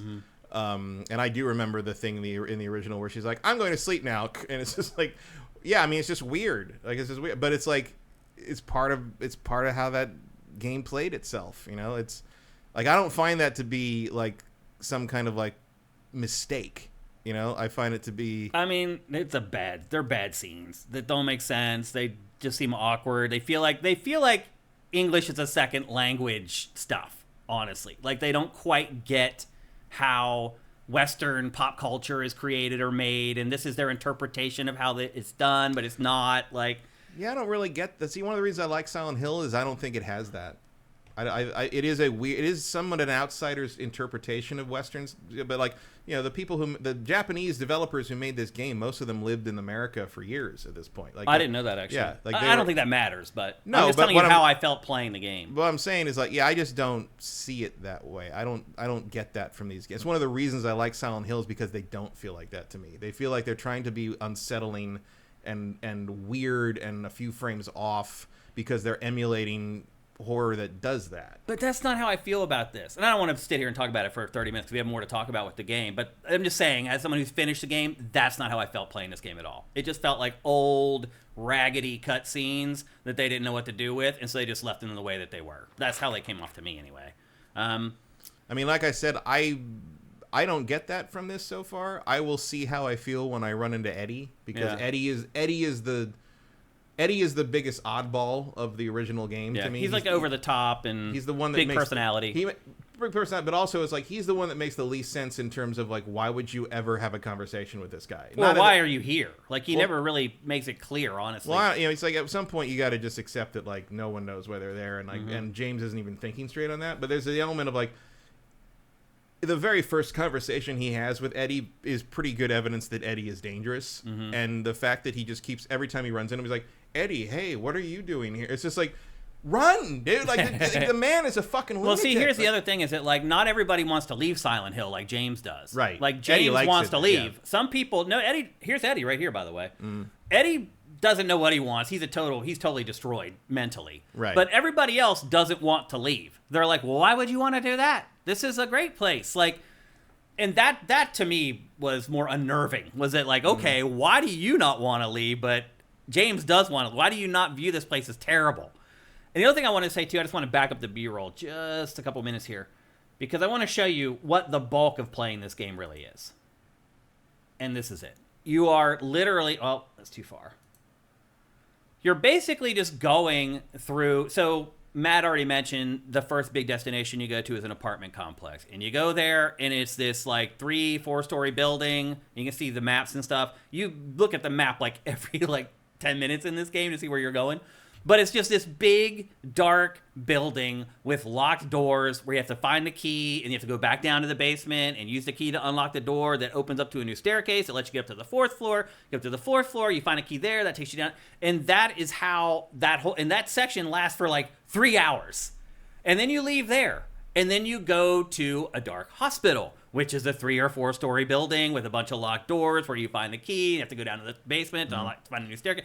And then you go to a hotel that is a 3 or 4 story building that's really dark, that you have to find a bunch of keys and go on. And this game eventually ground me down, and it was hard. This here is what you see the bulk of your time playing this game. That same tile floor, those same cabinets, those same countertops, that same refrigerator, just rearranged in some other room. And that you literally, the 80% of the time you spent playing this game, this is what you see. You can hardly see. You get this little light that is on your lapel, and they mess with it at times and will turn down the actual light coming from it to make it even darker. Like, I couldn't play this game in the daytime. I will say this: I tweaked the HDR settings and brightness settings on my copy to the point that I could make sure I could see detail in the dark. Yeah. I think it's very important on this game to make sure your brightness settings are correct. And even if whatever correct means, like, right. Make sure that it shows you 3 images and the middle. Make sure you can see the details of the wall and stuff on the middle image. Because I didn't really have much of a visibility problem with that. But it is very, like, when the light's off, the light is off. Oh yeah, I had all the blinds. I could not play it during the day. I had to squint. But usually I can leave the stuff on default and it's fine. I had to tweak 4 different settings on this to make it work. I should have and did not, and I struggled the whole game, like, trying to see stuff. And like, the other thing too is, like, you're seeing, like, you get like these little icons that pop up to open drawers. Like, getting the icon to turn solid white so you can actually interact with it is a pain. He's got to be at a little bit of almost like a little to the left of things. Yep. You do get better at it as the game goes. It didn't really bother me. What bothered me is the things you can interact with are pretty few and far between, and a lot of times it's exactly what happened here. There's 2 things or 3 things you can interact with in the room. One of them has an item in it. The other 2 do not. And I'm like, why are you wasting my time opening the cabinet then? You could see me opening that drawer. Like I'm just tapping the analog stick just like a little bit to try to get to that perfect distance so that you can actually open the drawer. And you do get better at it because you start to learn the perfect distance you need to be. But even at the end of the game, I was still having to like tap it a little bit to try to get the icon to go. And again, that's the way the original game was too. So it is a dance. It's like, how much do you change it to make sure you don't piss off old fans? But, how much do you want to sell the game to new fans? And if you do that, like, what do you need to do? I don't know, to the man. game? I played some modern horror games that were so clunky that I can't imagine people are going to play this and be like, this is wrong. Like, well, the other thing is sort the of part combat of the fucking is genre. very clunky. And I don't know if that's on purpose. It may be. It was on purpose in the original. Like, the argument could be made that you should maybe update that for a modern game, but also you're not supposed to want to fight things in this game. You're supposed to want to run away look at this case from right them. here. You have to fight them. You have to get what's that's in that. the challenge of it. Yeah. It's because they just gave you the gun too. So, but again, the gun in Silent Hill 2 is like emergencies only. You find bullets. You get 1 or 2 bullets at a time. Like you literally never want to use your gun unless you have to. Like use this the isn't gun. even like kill all these guys with a gun. It's like kill one guy with a gun, and then that gives Beat you the a rest. Yeah, that gives you a little breathing room. Like I ended up saving all my bullets for bosses. Yeah.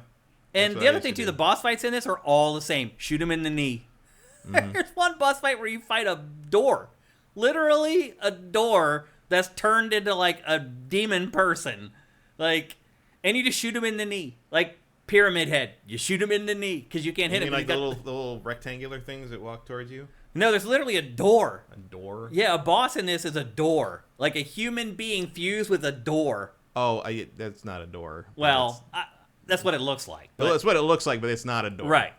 But there's a symbolism to that. Right, but you shoot him in the knee. You shoot Pyramid Head in the knee. And I don't know. It's everybody's. It's like the vampire. It's like, oh, vampire's weak spot. Weakness is a stake to the heart. Everyone's weakness is a stake to the heart. Yeah. Shoot him in the knee. I don't care what it is. Even a vampire probably reacts to that. This game, though, is very oppressive. You spend so much time in the dark in these dingy rooms, and like each location you go to, you end up spending like 3 hours at that location, and it all looks the same.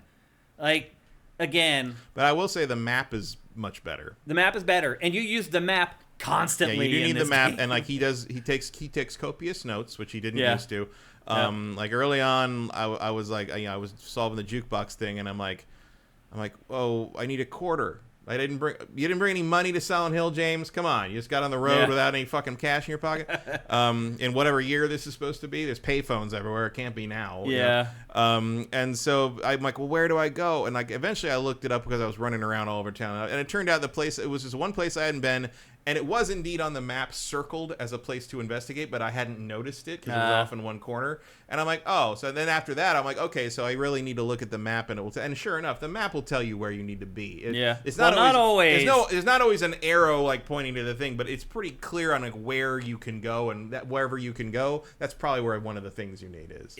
It gets complicated eventually. Once you get to like the end of like a location, you get to like the end of the apartment complex, or you get to the end of the hotel, it starts to get a little murky about where you're supposed to go and what you're supposed to do. Like you get a lot of letters and stuff. They actually do tell you where to go a lot of times in this through like notes you find. Yep. So you can't just skip through. I mean, you obviously keep them and you can always look at them again. Yeah. But if you skip through them, like you may even the very beginning, they teach you that with the bar where they're like, oh, this guy has this thing and he lives over here, and I think I saw him run into this building. You find the matches. Yeah. Yeah, and so you know where you find the matches, but you find a note in the place the matches take you to. Right. That says we need to fix this, but we can't fix it without this, and the guy who has this is over here, and there's like, it shows it all on the map circled and stuff, but like it'll be a lot faster if you read the notes and know you need to go here, as opposed to going to all 5 places and then eventually accidentally realizing, oh, the thing I needed was here. Yeah. It's and then there's other parts of the game, like there's this crazy long rowing section where you literally just row a boat into the fog for like 8 minutes.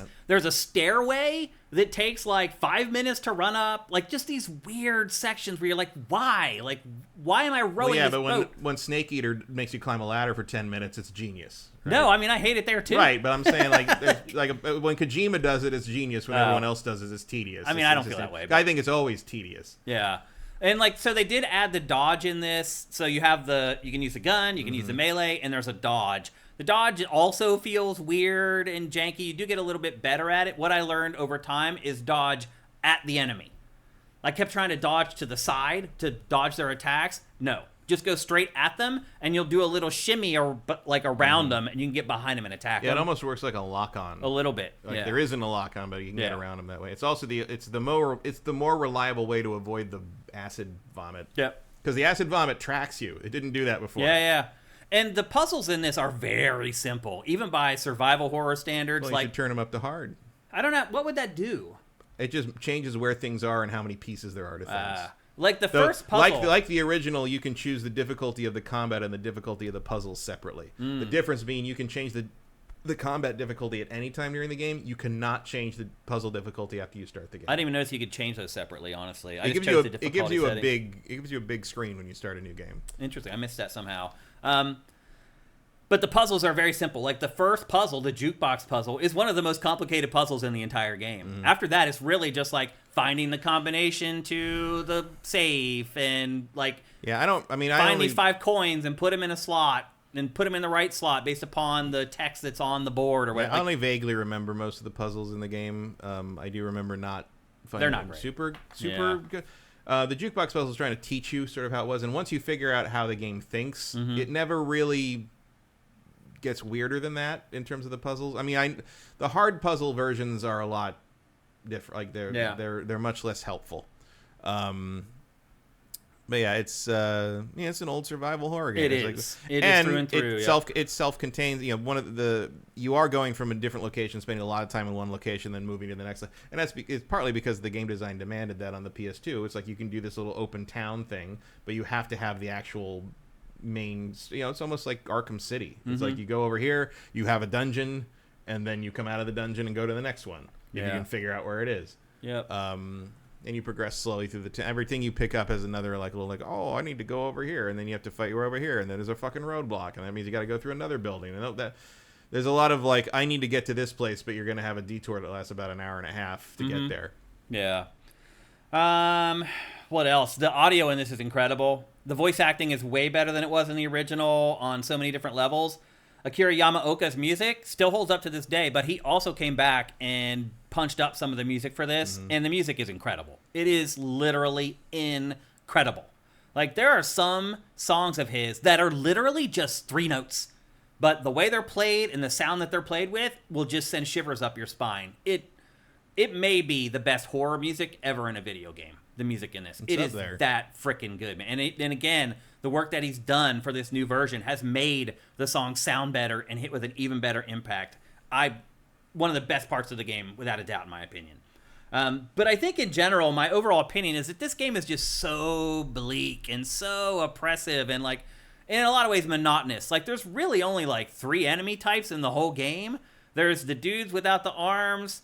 There's the mannequins with 4 legs, and then there's the nurses. There's also the table people. Yeah. Those are. I'm curious what those will look like in high res because they're supposed to be something very disturbing. They look a little ridiculous, but he's a boss. I'm saying rank and file enemies. There's only he comes back 3 several times.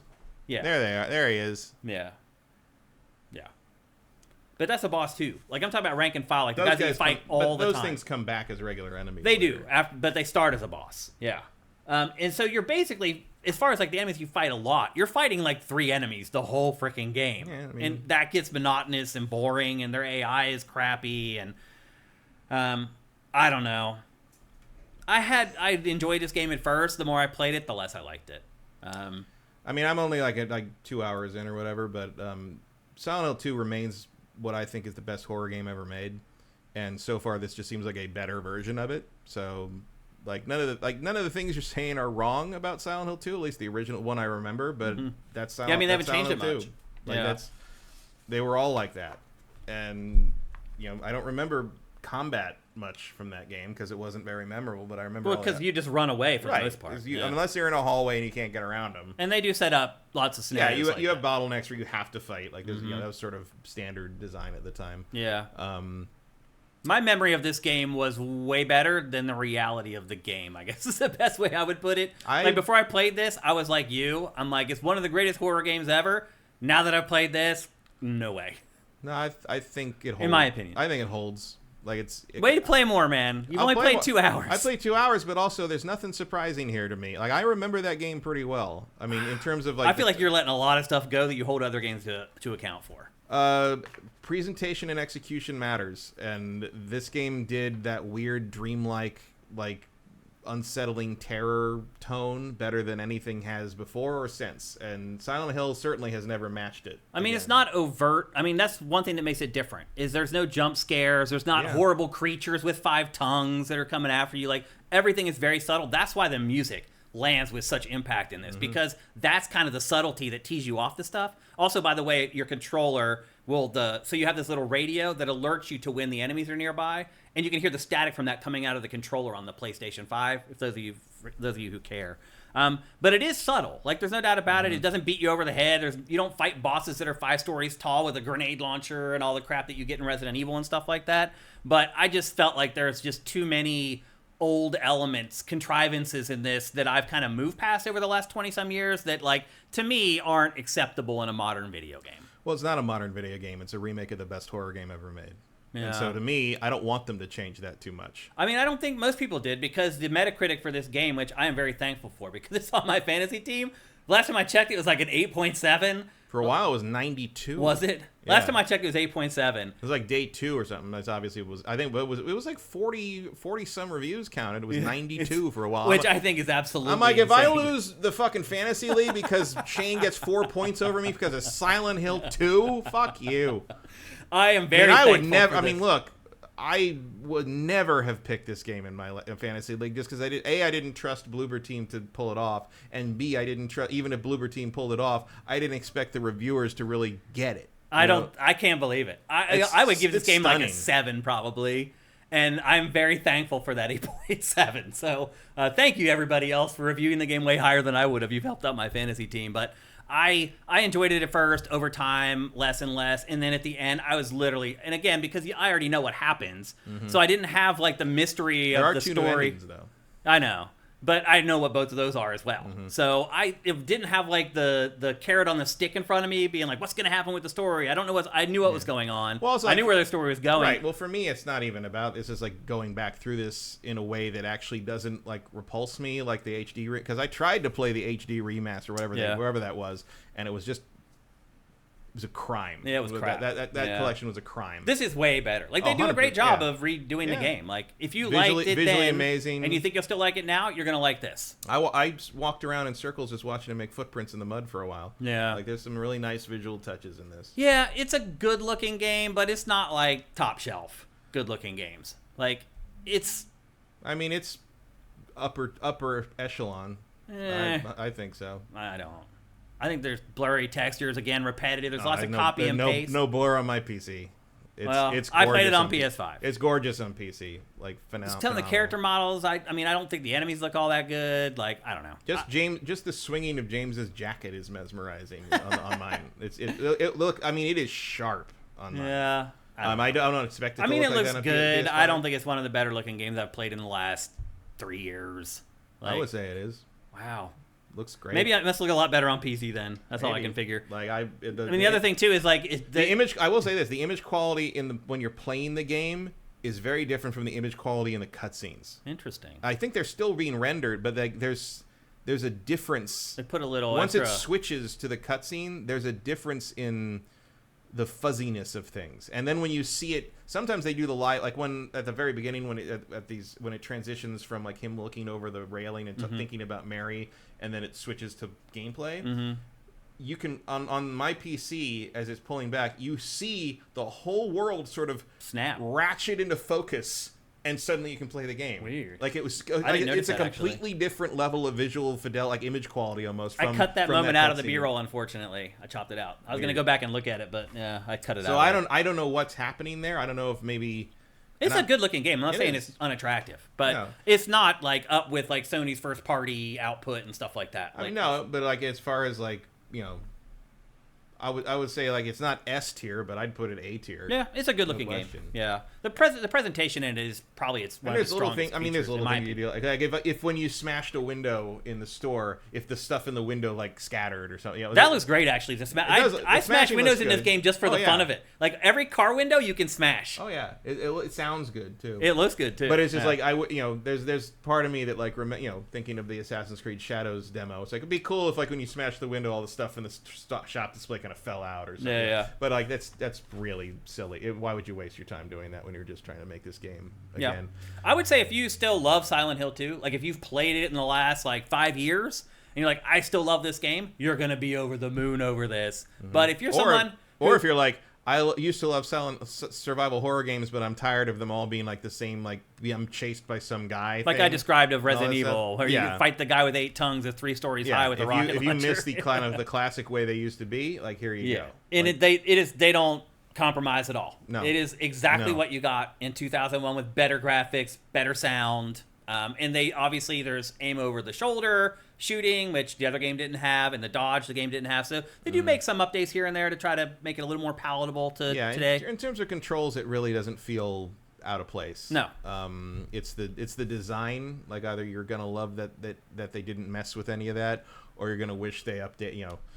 If you wanted him to start suplexing Pyramid Head like Leon would do, it's not gonna happen. Yeah. If you guys have any questions about the game, you feel free to ask. Because it just came out today, or for some of you may not even come out yet, depending on the time zone that you're in. So if you have any questions about it, hit us up, and I'll answer them really quickly. I guess I would say, if you're a fan and you've played the game recently, semi-recently, the last 5-ish years, buy it.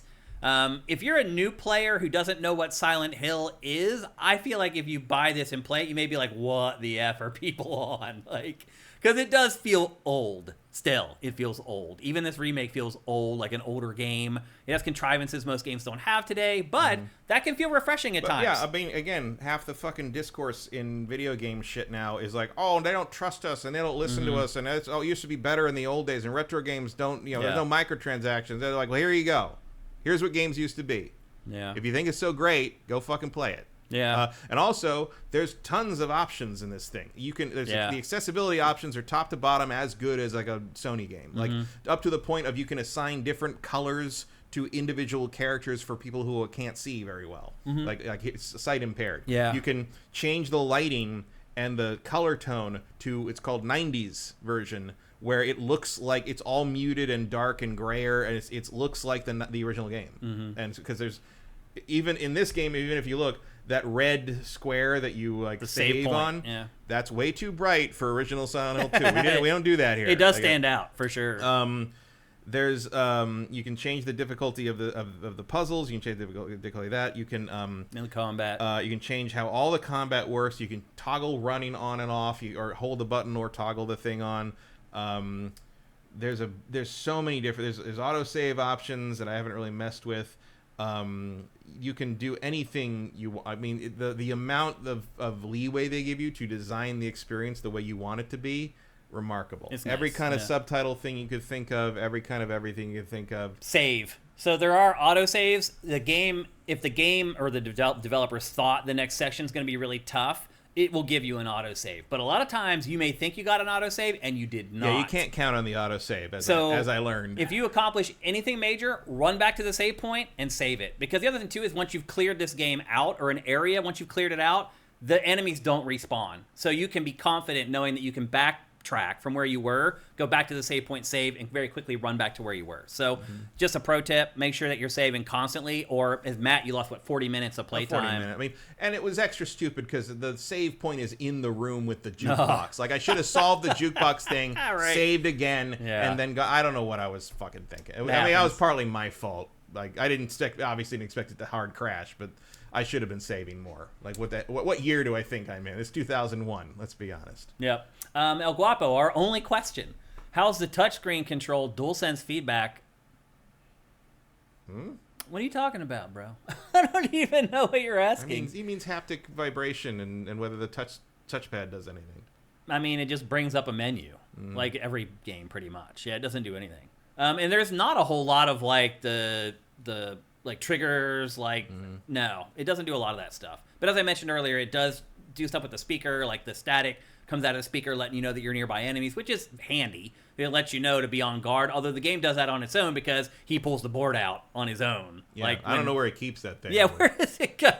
I don't know either. Don't ask. Yeah, I don't ask. The jacket's bigger on the inside, apparently. The other thing, too, is this is a $70 game. I was surprised. Yeah, it is pricey. I was surprised to find that they had not just charged full price, but went the extra $10. 100 if you want the deluxe. Oh, really? Which it doesn't really give you. I think it gives you a mask or something. Like he can. It gives him a mask of the dog ending. You know, the dog. Yeah.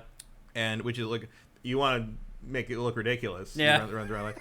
And that's actually that when you start the game, you can pick between the normal one and with the mask, and it real time like shows you the difference. Yeah, and yeah. Like, that's very fun. I'm not gonna play it like that. Well, there's goofy costumes in Oh, this. yeah. Like, and you can play the whole game with him having like a big furry head on, Yeah. which obviously breaks immersion or whatever. But so. what was the yeah, but it also there's a soundtrack and something. So I mean, the soundtrack might be worth. The music's picking up on its incredible, own. man. It is incredible. I don't know if you'd want to listen to this music on your own, like cruising down the street. Like, I don't know, Yeah, but I mean, in the context of the game, it's amazing. I mean, there's arrangements that of the yeah, actual, there are. Not every song is a Maria's dirge. song and the Yeah. main theme and Mary's theme. Like, there's a bunch of actual You could listen to that stuff. Yeah. thing, that play out as full songs, not how they're used in the game. Yeah. Fire Native, I don't think this is as technically impressive as Horizon Forbidden West. No. I mean, obviously it's hard to compare them because Horizon Forbidden West is a bright, colorful open world game. Yeah. But no, I don't think this is on that level. Like I said, That is definitely an apples to oranges comparison. Yeah, I would say One game's all gray and black. apples to very moldy oranges comparison. Yeah. I mean, I think Forbidden West is one of the that's absolutely S tier. Yeah. Visuals. I mean, all most Sony's first party games are S tier usually, Right, visually. Yeah. So anyway, there you go. That's the Silent Hill 2 remake. It's available for PC and PlayStation 5. I'm sure a year from now it'll probably come to Xbox and maybe Switch too. But for right now, it's only PC and PlayStation 5. And as I said, it is a $70 game. I would struggle to recommend this game to most people. If you're a fan of Silent Hill 2 and you know you're still a fan, no brainer, go buy it. Don't think about it. And obviously, Matt provided a different perspective as well. And that's why we do GameFace with two people. So you can Minority Games is Resident Evil 4 the better Halloween game? No. This is scarier. This is a horror game. Resident Yeah. Evil 4 is an action game. Yeah. I would never call Resident Evil 4 a horror game. Yeah. I mean there's horror elements in it, but It's patchy. It's more Evil Dead, Yeah. Army of Darkness. Evil Dead 2. Yeah, Not Evil Dead 1. Yeah. Like, Silent Hill 2 is Evil Dead 1. Yeah, Resident Evil is Evil Dead 2. Yeah, Resident Evil. I mean, almost Army of Darkness at times. Right. I mean, Leon. It does go to Army Leon of is Darkness a levels. goon, and like, Yeah. and like you're just too capable of fighting back in Resident Evil 4 for Yeah. it to be a straight horror game. Yeah. I agree. This is much more. I mean, this is a much more of a David Lynch, Jacob's Ladder kind of Like, thing. I'll put it to you this way. Playing Silent Hill 2 without audio, huge difference. Yeah. Like, it's not hard. It's not really scary at all. No, Silent Hill 2 is. I mean, Silent Hill in generally, the whole thing has been always been overwhelming you with the radio static and the Just the and whole and just the audio. yeah, the audio everything. sound. The soundscape has always been the thing that's trying to Hearing people yelling, like, You're three yelling, rooms over. You're hearing the thing go. Yeah, and hearing like, the where is thuds it? or whatever, You can't like- see it through the fog. Yeah. It's like that. It's all that kind of. That's stuff. what really sets it off, for sure. Yeah, Silent Hill without a good sound setup is gonna be diminished. Yeah, like I was playing it for a while, like talking to my wife in daytime, squinting because I could hardly see, but it's like a completely different game. Like you're just like, I'm just running around trying to find stuff. Like that's all it is. Like when you take away the atmosphere of the audio and everything, it's completely different. Well, there's So- always that a little thing where it's like, like even walking around the town, I'm just sort of like, I feel like I shouldn't be running because in this situation I would not be like just jogging through the thing. But like otherwise you're never gonna finish the fucking game. So you got to try. you gotta move. Yep. So there you go. That's our take on Silent Hill 2 Remake. And Matt, as you play more, we'll probably talk about it at least for a little bit next week. Yeah. Also, you can run away from most things in the streets. Like you don't really need to fight much in the streets. But I will say, if those things were like off to my right, I would do a little more than breaking into a light jog. Or if there's some thing like burst. slithering Yeah. around on the ground. like if you see something in real life that's skipping frames of its animation, run faster. I'm gonna than run that. like hell. Yeah. Yeah. Yep, there you go. That's the Silent Hill 2 Remake. Next up, we're going to talk about Metaphor ReFantazio. But before we do that, here's a word from our sponsor, the Lands of Hyberian. Welcome to the Lands of Hyberian, an old-school turn-based RPG with a point-and-click adventure vibe. It's under development by Sifter Hussein Stealthy Zaban. He's trying to finish his first ever video game, but he needs your help. The game currently includes around 4 hours of content, complete with 49 achievements, but his goal is to improve what he's already created and add another 2 hours before it's complete. Right now, as part of this special promotion, you can purchase this game for just $1. That goes towards things like trading cards, replacing AI art, voice acting, and the soundtrack. While it's certainly not required, Stealthy is hoping you'll provide as much feedback as possible to make this the first video game truly crafted by the Sifted community. There's work to be done, but Sifted Army, let's band together and try to make the best game possible. It's in Steam Early Access right now, and you can find a link to its product page in the description below, or just search for The Lands of Hyberian on Steam. Let's do this! Just like the ad said, go to Steam and search for The Lands of Hyberian. For those of you listening to this show in podcast form, it's spelled Hyberian. As we mentioned earlier in our conversation here on episode 406, there are places on Steam where you can leave your feedback about the game. And again, this game is being made by a fellow sifter named Stealthy. You can go on there and you can leave your comments on ways he can improve the game. I know some of you guys even mentioned to me, some of you guys have reached out to him and have been DMing with him back and forth, helping him on the game. That is amazing. Like, that's the whole idea behind this, is for you guys to get behind Stealthy and help him get his game across the finish line and finish his first ever game. So again, go to Steam, search for The Lands of Hyberian, and it's spelled Hyberian.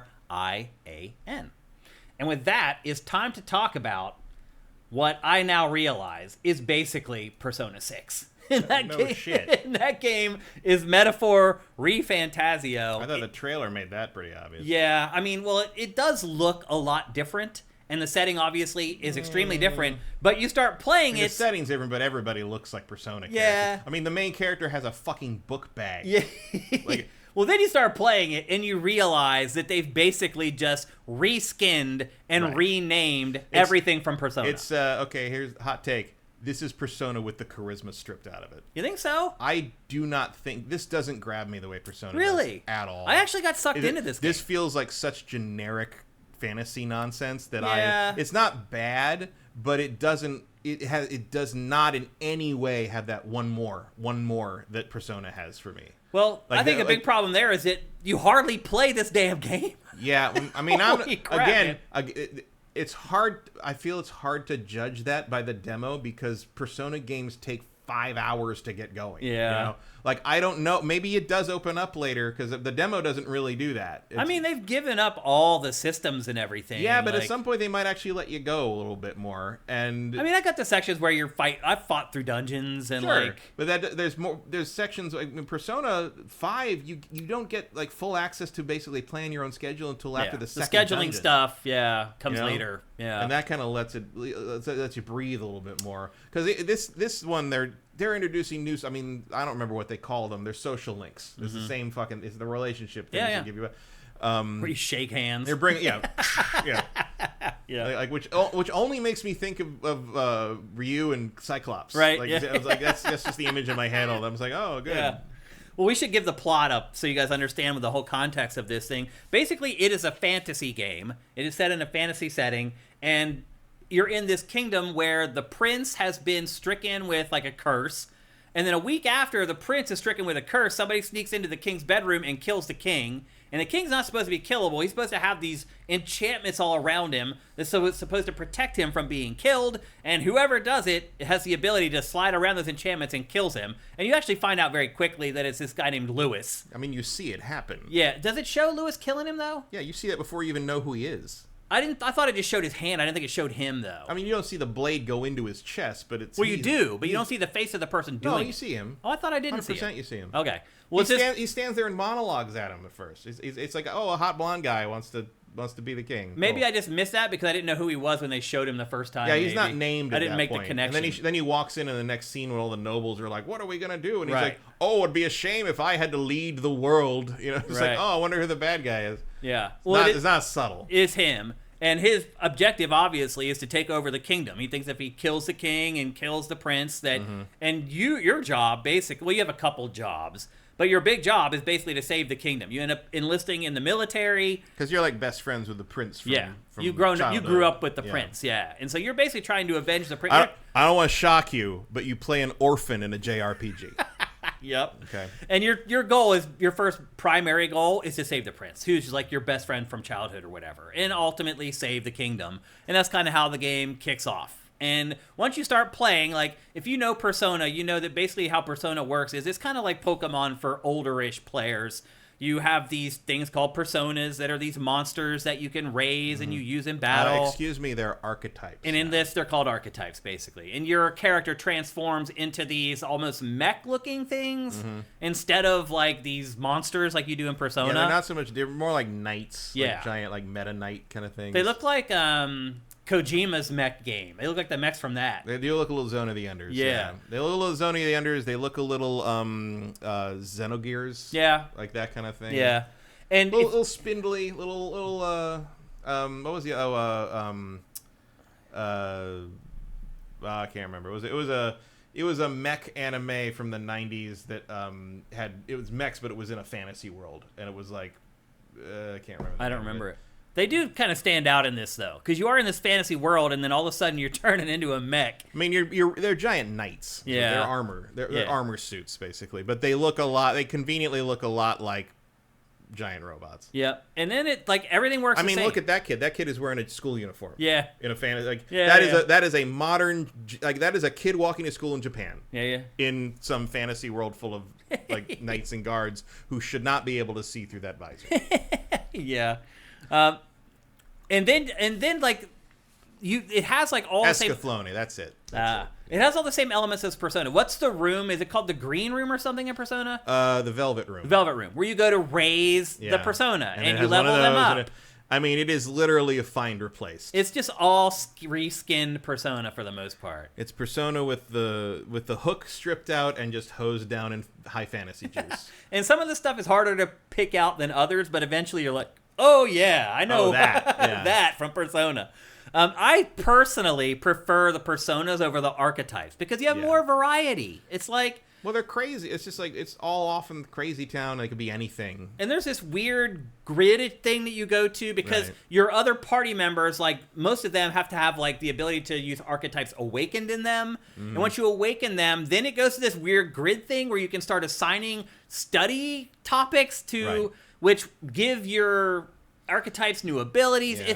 It's all the same it's stuff. like they're all kind of in different sections, but you can eventually sort of cross them over, which I guess is sort of this thing's equivalent of fusion, right? Which it doesn't seem to be as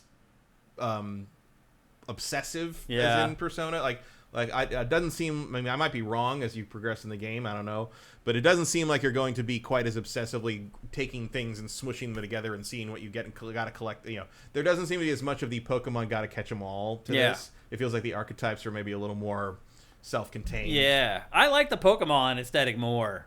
Yeah, I mean, attacks are more varied. It's hard to let go of that, and having kind of the team that can jump in is more interesting. You know, I mean, they do that in this though. There is, but it's like they don't feel very different. Also, the mage is so much better than the other archetypes. Yeah, at least in the demo, that it's not even funny. Like it's like the lower health doesn't even register in comparison. So that's your pro tip: is the mage archetype is. It looks, when you first look at it, you're like, oh, I don't think that's gonna be. No, it's God. Is God tier. And the way the flow of the game works is you go into a dungeon and there are just enemies scattered everywhere. You can see right there, if you attack them from behind, you get the initiative and you get the first attack. Well, not even just from behind. If you hit them, you'll wear down their stamina bar, and if you wear it down in time, you get a nice little. They're stunned when you jump in, and you get to fight them. Yeah, there's like real time and turn-based combat in this. It's actually much easier to get the drop on enemies in this than in the Persona games. I agree. And you can get in a few whacks with your sword before it goes to the turn-based stuff. And it gives you initiative. And if you get enough whacks in, you can tap triangle, and then your team jumps in. And, like, one of your partners in your team will jump in and do, like, one big attack. And if you're facing, like, multiple enemies, it will take health off of every single one of them.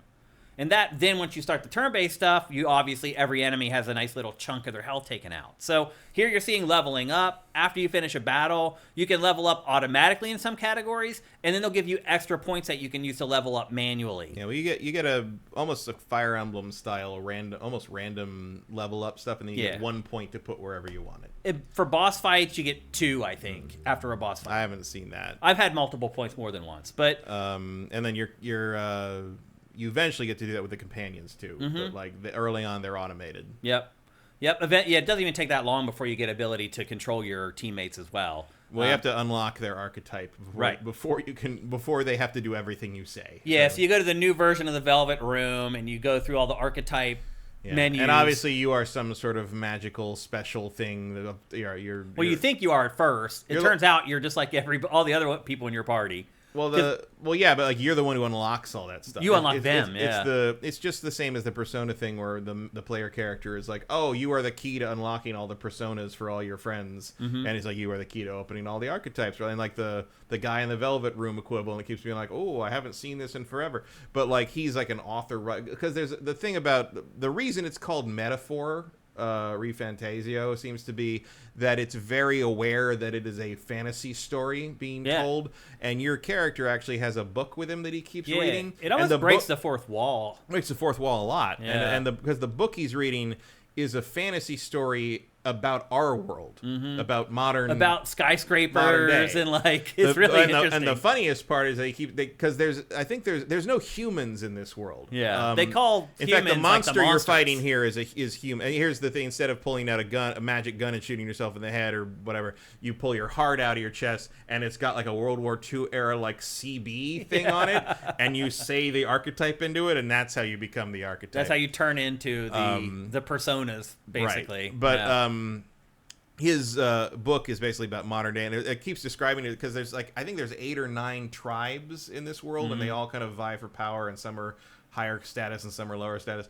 And so the fantasy of our world in this book is like it's only one tribe because it's all just humans, and it's like no one discriminates against anyone, and everyone's equal, and it's all about working for the same. Like what world are you reading about, dude? Well, this game has a lot. I'm surprised the chuds haven't zeroed in on this game, because this game talks about equality and everybody being equal and everybody. One of the stats you upgrade is literally tolerance. Yeah. And it's all, and like there's little things like, oh, I should think about what other people feel before I think they just haven't figured it out yet. I'm sure they're going to go after this game as well. That's like 4 hours in. They haven't gotten there yet. Like Persona, enemies have weak points, and like bosses, like you attack like their appendages before you go for the heart in a lot of cases, but every enemy has a weakness, and figuring out like making sure you use your attacks against their weakness will stagger the enemies, which lets your teammates then jump in to do multiple attacks. Like that whole aesthetic from Persona has also been brought over here.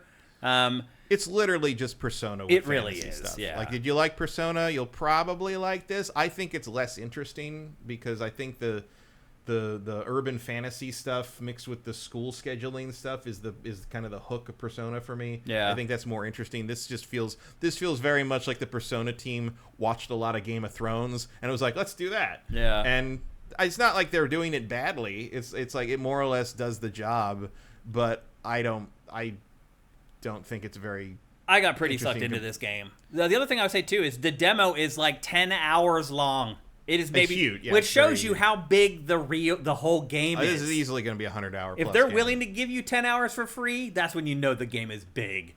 The other thing too 10 is hours like, for free that continues on. Yeah, so you can import the save. God, thank God. You can see here that there are some enemies in the game where you don't even have to go to the turn-based combat. Once you out-leveled something, you can just kill it in the overworld. Which is cool. Nice. Like I think that's a nice. Like there's little elements twist. of this where I'm like, I hope you bring that into Persona 6. They probably will. Because I would love to not have to do that anymore. Yeah. The dungeon stuff is way less irritating than Persona. I agree. They've found some things to improve on for sure. Yeah. But it is very stop and start, and I got to sit through another dialogue sequence. There's just so many cinematics. You have real-time cinematics. You have the conversations. You have the anime stuff that you've been seeing. Like you watch, and it's a so lot. weird. It's just so weird to me, and I know it's part of the kind of the whole meta fourth wall breaking thing. But it's like the fact that like look at this design here.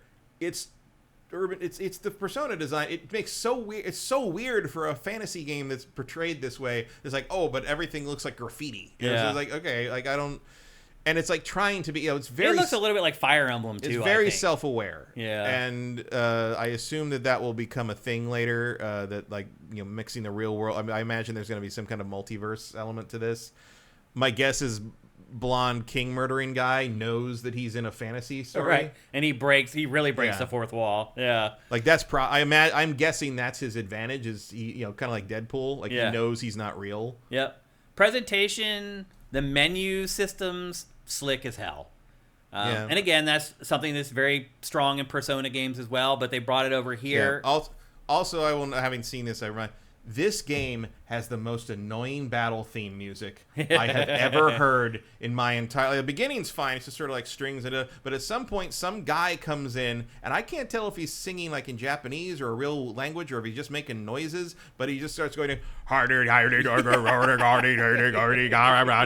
just like, what the fuck is going? And just every time, like I actually turned down the music to record this and forgot to turn it back on when I went out to the living room and started playing. So I haven't heard any of the music. But it sounds like that was a smart move. Like it's like it doesn't. I mean, I know this team is famous for having kind of the vocals and having all this, the unorthodox stuff. That works when you're doing like kind of like hip hop, sort of like electronic stuff for the urban fantasy game. I don't need it for the. I don't need the vocal hooks for the fucking fantasy thing. Like just shut up. That's definitely not a hook. It's Esperanto, Ashes in the Hourglass, which explains why I don't understand any of it. Guapa says the battle theme is sick. I hate it. It is one of the. I think it's one of the worst musical tracks I've ever heard in a video game, and it happens every single time you get in a fight, and I can't stand it. That should be music that you just don't notice. Like it should just play and you don't even know it's there. Like. But I mean, I like all the battle music in the Persona 5 and Persona 4, like all that. But this is just like it's custom designed to irritate me. I don't think all the other music is fine. The rest of it, but the battle theme in this, like, it makes me want to punch people. Which I guess, okay, like maybe that's what a battle theme should make you feel like doing. I think it's safe to say if you like Persona, you're gonna like this game. Probably. As long as you don't. If the only reason you like Persona is the urban fantasy school setting, then you won't. Maybe not. Yeah. Because it's gonna to me it does lose a little charm. To me, this feels like you're trading that, which is something that nobody else does, for something everybody else. It's a good does. point. I can see why the studio is ready to do something different, but it may not be better for the game overall aesthetically. But I do think that most people who like Persona will like this game. I like Persona. I didn't think I was ready to play another Persona game. But I got sucked into this one, and I played pretty much until the demo made me stop. So I am excited to play the final version of the game. It is coming out very soon. We wanted to make sure we got it on your radar. You can go download... In 2 days or so? Yeah. You can still download the demo right now, by the way, if you want to give it a go. Yeah, 100% play the demo before you plunk down the money for this. Because, like, this seems like I should like it way more than I do. Like, because I like Persona, I've liked all the Personas. It's been forever since I played Persona 5. I mean, not since I played the Persona 3 remake when they put that out last year or whatever. Yeah.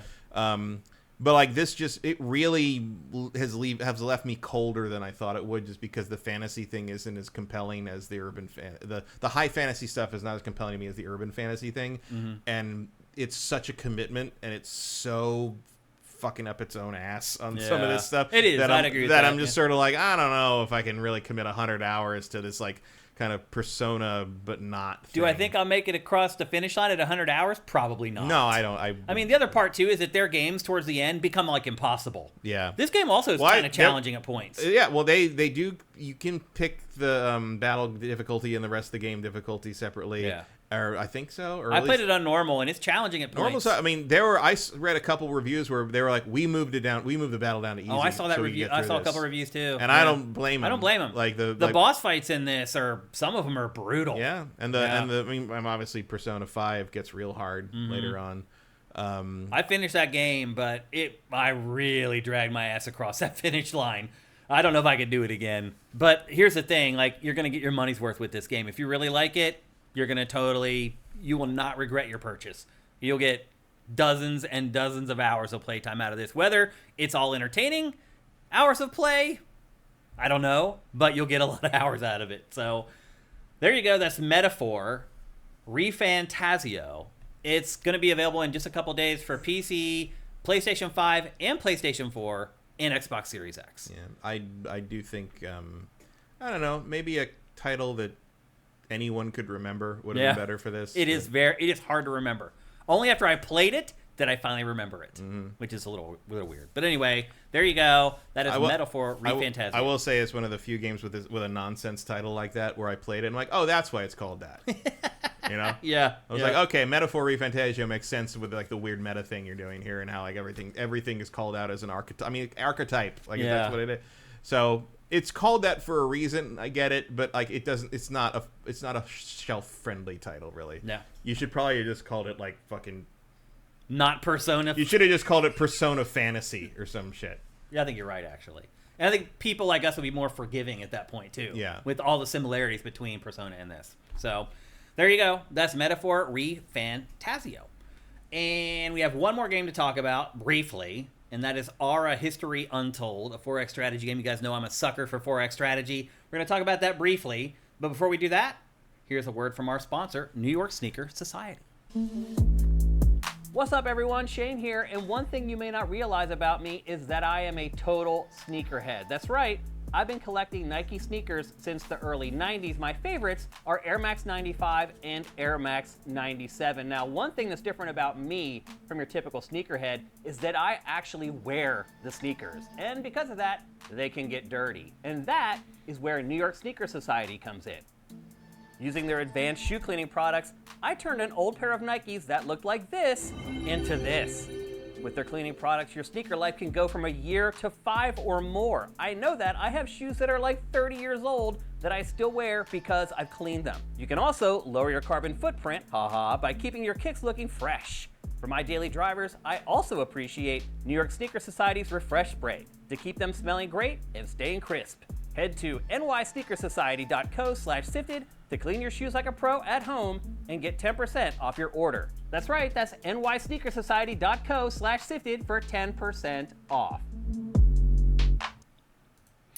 That's right, go to nysneakersociety.co/sifted. Make sure you use that URL because you actually get 15% off, not 10% off if you use that URL. One thing we like to do with this sponsorship is show off the Sneaker of the Week, a smaller game that attracted you guys at sifted.net this week. And this week it was an obvious choice, but I don't think you chose this game because you like the game itself. The game is called Farmagia, and it is a cross between farming sim and like Pokemon. You raise creatures and you raise a farm at the same time, and you have to use the creatures to defend your farm against like invaders.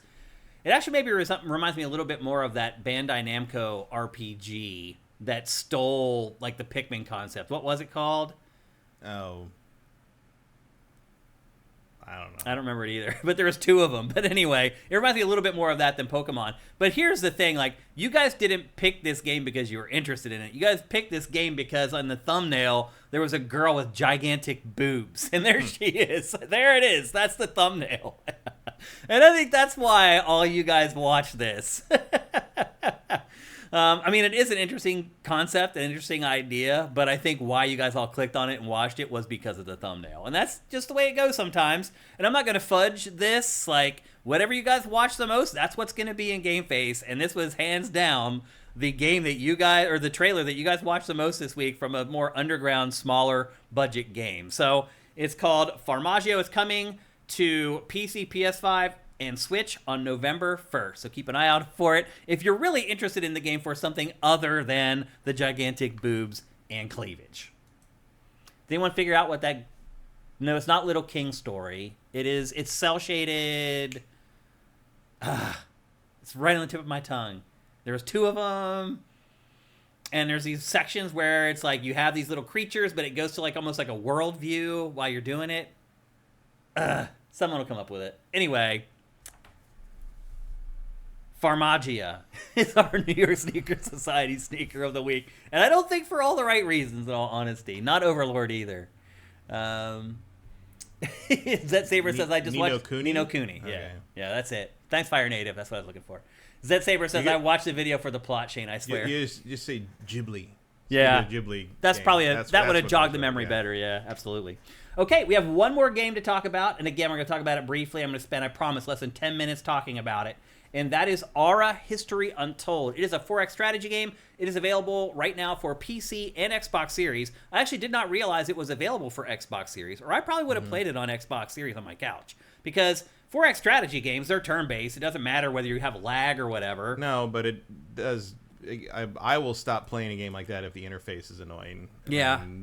They're getting better at making They're getting better, but it's always going to be better. I don't think you're ever going to be able to beat a mouse for this kind of game or an RTS. Well, I have my shiny new PC, so you know I was going to play it on PC. And I did. And ultimately, now that I played it on PC, I do feel like I probably could have played it on console, no problem, on the couch. Shane says it's not on Xbox. It's not on Xbox Series? Vincent says it's not on Xbox. Oh, then our database is incorrect. Because this game has it listed for Xbox in our database. So I guess I'll have to fix that. Oh, published by Xbox Game Studios, but PC exclusive. Interesting. Okay. Well, then I have thought about playing this because it's on Game Pass, but I just haven't gotten around to it. Yeah. It looks pretty cool. So here's the thing, and I got to be careful because I have a lot of notes, but I don't have all the time to get through all my notes. The first thing I would say is this is not really a 4X strategy game. This is more about resources, like resource management, building resources, and expanding your kingdom not through combat, but through money, basically, and influence and things like that. Like, there is combat, and you do get, like, units and things like that, but, Matt, I made it all the way to the Bronze Age without ever getting in a fight. So pretty weak on the exterminate of Yes. the 4X. Yeah, I mean, it's not about conquest and destroying your I enemies. kind of like that. I don't have a problem with that. I wish there was a little bit more combat, because really, there was, like, none. Like, I set my scout out, and my scout went all over the world. Never got in trouble, never got in a skirmish.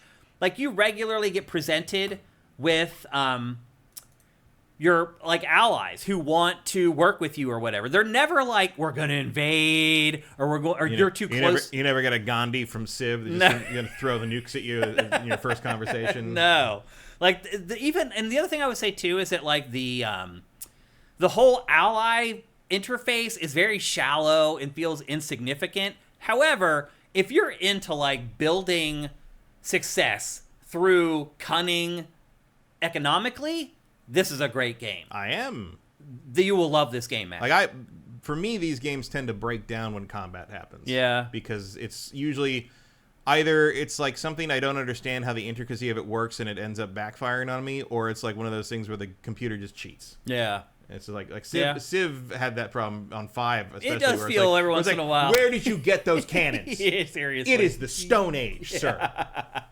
The other thing This I would is say the Denny's. Why are you here? Like, the other thing I'd say, too, is I got to the Bronze Age in, like, an hour in this. And I love that. Yeah. I love that. Being able to get through, like, these early ages where you got, like, a horse, you're trying to make the wheel, like... Early Civ games, it would take like 4 hours to get through that crap. Like, come on, humanity, speed run the wheel. Let's go. But the other thing that's cool about this is like it knows what it is. So it gives you all the stuff you need to become a resource management god. And so let's say, for example, you build your first farm. Once you get that farm established, that's just the beginning. You go into that farm, and there are myriad ways to upgrade it. There's like 4 different slots where you can apply things to it. Like, eventually, you do enough research, you learn how to build a plow. And so you build a plow, and then you manufacture the plow, then you assign that plow to the farm. It increases the output. Every piece of territory that you create in this has that. It has, like, all these slots that you can attach stuff to increase the output of that. The other thing I would say, too, is that the way that you expand in this, it isn't like you don't go and, like, fight somebody and take over the territory. At certain points where you build up enough resources, the game just prompts you, like, okay, you've built up enough resources that you need to expand, and it will show you the territories all around the territory that you have, and you look at what they're good at and what those territories, what kind of animals are there, what kind of crops are there. Maybe you're going to choose a section of the bay where there's a particular type of fish or whatever, and you get to choose specifically which parcel of land you then want to take over. And it has nothing to do with who you fought or how many units died or anything like that. It's just all about how you've built up all the stuff that you have in your kingdom to produce enough stuff so that you are basically forced to expand because you've ran out of room in your territory to expand internally. And again, I think that is really slick. Now, here's one thing that's cool, but also a little bit of a catch point. And that is, you can miss stuff in this big time. And I think maybe that's a byproduct of giving you so much latitude in how you do things. But you can miss, like, major resources in this game, like grain. And you get, like, later on in the game, and the game does try to give you another way to get there, like, later on, but it doesn't always. Like, for example, like, the wheel, and that's why I brought it up earlier, because it's fresh in my mind. Like, I had missed the wheel in this, and that's a huge deal, obviously. And it had gone on, and I had missed that whole period, but later on, I found this math thing that I could train in, and I was able to create the wheel from, like, algebra or whatever. And so, but you could have missed that as well. So there's... And you didn't have any contact with other civilizations that had the wheel? It's like no. You didn't see some chariot go by. What the fuck is that? Well, I mean, like, I've played these games so long. I'm like, right. You guys have the wheel, and I don't yet. I didn't realize how I missed it. Well, you'd think that if you see a civilization with the wheel, right, you could go back home and be like, hey, we saw this thing. It was round. I left out a really important part. So when you get to the point where it turns an era, you can choose to not go to the next era. And so... in each era, you have a list of technologies that you can research. And you want to leave the Bronze Age? No, we're happy collapsing. We're having a good downhill here. We're fine. Well, by the time you get to the end of an era, you've accomplished probably 10 of the 15 technologies, and you can choose to turn the era right away, or you can choose to go back and finish off those 5 technologies. But that is the risk that you run. If you don't satisfy all those other 5 technologies, you may have missed something important like grain or the wheel. And then later on, maybe the game gives you an opportunity to find that somewhere else. Maybe it doesn't, and you just don't have it for the whole game. So we have advanced mathematics, but we never developed literacy. Don't think about it too much. Well, here's a weird thing. Like, you could maybe miss developing paper, but later on, you can still build, like, a school. Well, just they use chisels. There's no books in there, like, but it's... So there are some conflicts in this game where they haven't quite got it all figured out. Everything's in vellum. Everyone's got scrolls. Yeah. Microfiche. Remember that in college? Oh, yeah. Everybody, they just jump straight to cameras. Yeah. There is a little bit of that in this game. But I think it's worth it for the freedom that they give you. The other thing, too, that's different about this is you saw in the early part of the B-roll how many leaders there are. There's so many. In a lot of cases, they're not the leader that you would expect from that country or that territory. And that's kind of fun, too. But the one downside of it is that, like, I don't feel like the personalities of the leaders come through in the game. Like, certain military leaders throughout history are known for certain things. They're known to be conquistadors or, to be imperialists or whatever. That doesn't come through in this game. Like, you don't find leaders who are notoriously invading other countries. They're not notoriously invading other countries in this. So I feel like it loses a little bit of authenticity. Like, I played as George Washington. And they do have a couple jokes about apple trees in there to kind of ingratiate you to the leader, but there's nothing... Cherry trees. Cherry trees, sorry. But there is nothing else about playing as George Washington that was like, okay, that's him. Like, that's how he was. I mean, yeah, but I'd prefer that to, like, pigeonholing me into... Yeah. I mean, do they have, like, an ability, especially, like, do you have... No. That's something different that Civ usually has. Like, you have that one special that, like, they don't have that in this. At least I didn't find it. That would be an interesting thing to do, like a mix and match. Mm-hmm. You pick America or whatever, and you get this. If you picked, if you picked Washington, you get this ability. If you picked, like, it looks like you've got a Native American leader there. Mm-hmm. Pick him, you get a different ability. I don't know why he would have named his city Washington. But look, I still had fun with this. And again, I think what I liked about it most is the pacing. Like, you're not slogged in one era for like hours and hours. You very quickly jump through them. You can play, like, I played as George Washington. I got pretty much through his campaign as much as I wanted to in like a day and a half. And I was able to switch to another leader and play through that leader. And it was pretty different. They do a pretty good job of changing how you start off with each leader to make each playthrough feel a little bit different. But I would again argue that the leaders aren't as different as they should be. I guess is the best way to put it. It's Homer. Yep. Read a book. We can't read a book. We don't have paper. I mean, there are conflicts like that in this game for sure. Is that how you spell advisor in that context? Interesting. I don't know. I usually say it's spelled with an O. VISOR. Oh, SOR. Yeah. That's the way it should be spelled. Yeah. That was with an E. Yeah.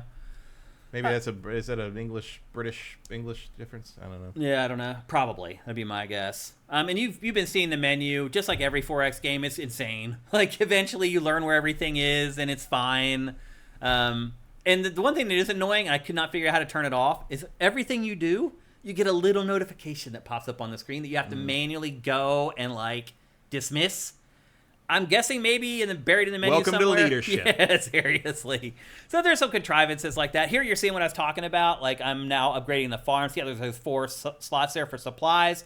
So you can put, like, supplies of resources that you've harvested somewhere else into the farm.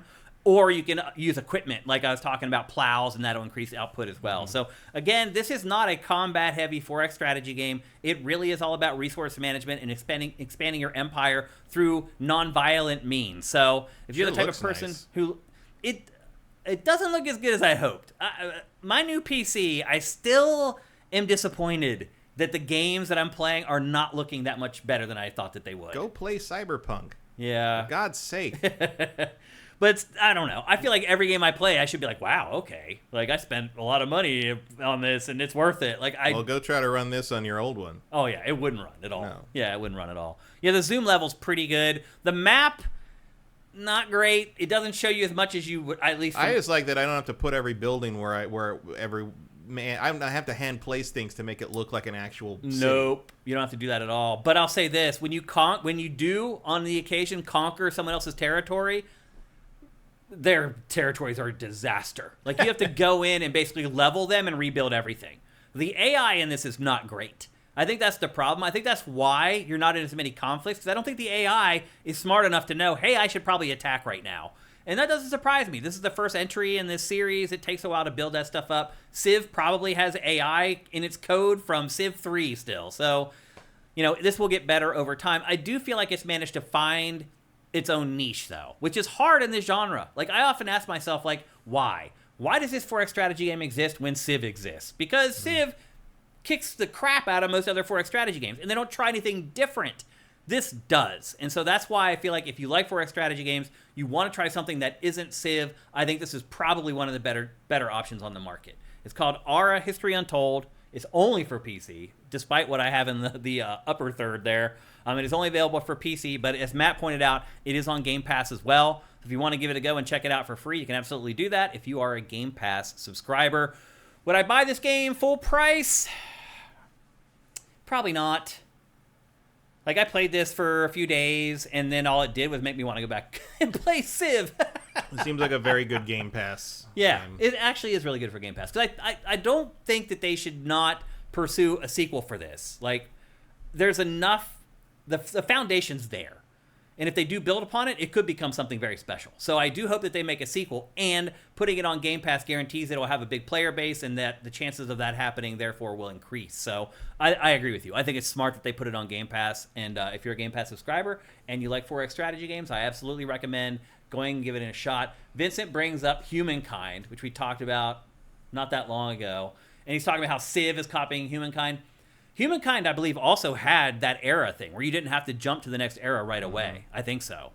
And if that's the case, there's a point where Ara has stolen from Humankind. But I think this is more innovative than Humankind, honestly. I felt like it was more of a different experience from Civ than Humankind was, even though maybe it does share some elements. So there you go. That's Ara History Untold, available for PC, and it's on Game Pass. How far can you go, like, development-wise? Like, what's the technological limit in the game? To the future. Like near future kind of thing?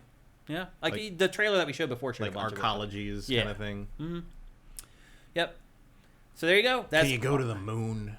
I did not go to the moon. I didn't see space travel, actually, now that I think about it. Interesting. Well, I got to save something for the expansion, I guess. Yeah. All right. I always enjoyed that one of the win states you could have in Civilization 2 was just getting to the moon first. Mm-hmm. Yeah. Yep. I did not make it to the moon or into space in this. So, sometimes that was the only thing saving me from being crushed by Russia. Yeah. Because the AI was a dick in that game. Yeah. Yep. All right. We have one more thing to do before we say sayonara, and that is...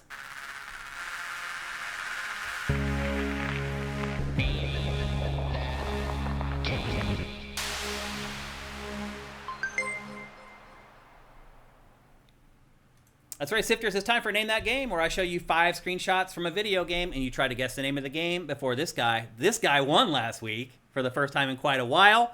So you guys need to knock him off his pedestal. When I got here, he's talking all kinds of smack about you guys. He was saying, man, these people can't guess games worth of shit. I'm going to whoop their ass again today. So better shut him up and beat him at Name That Game. You can tell I didn't say that because I never played sports seriously. Well, I think they could tell I was making that up just because it was obvious I was making it up. A couple things before we get going. If you've already won this calendar year, meaning in 2024, do not play. You can only win once every calendar year. Second of all, the chat goes into slow mode, which means you can only put one chat in every 60 seconds. So be careful. You don't want to ruin your chance to win by putting in just guessing a game and being wrong. And then the final thing is that... you have to play PC games or like PC games or know somebody who likes PC games, because if you win a PC game from me, directly from me. And if you don't play PC games or you don't have someone to give it to, don't take the code from somebody who's going to use it. We want to give this to people who are going to actually play the games. So if you don't play PC games or you don't have a friend to give it to who plays PC games, let somebody else win who's actually going to use the code. And that's it. I think we're ready. Are you ready, Matt? Mm-hmm. Okay. Here we go. The first image for Name That Game. In 3, 2, 1, go. Rise of the Tomb Raider. No, not Rise of the Tomb Raider.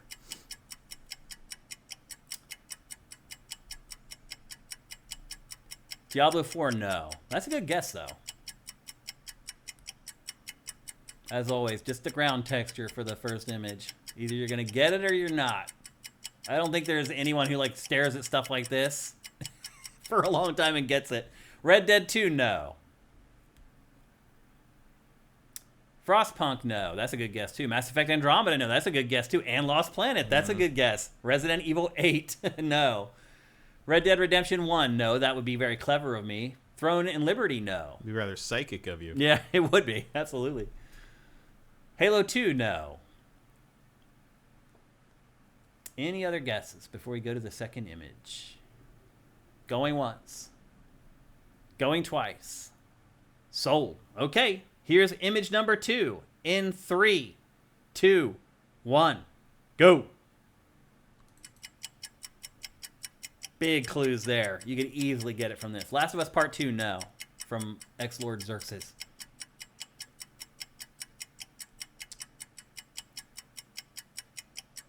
Well, we have a winner.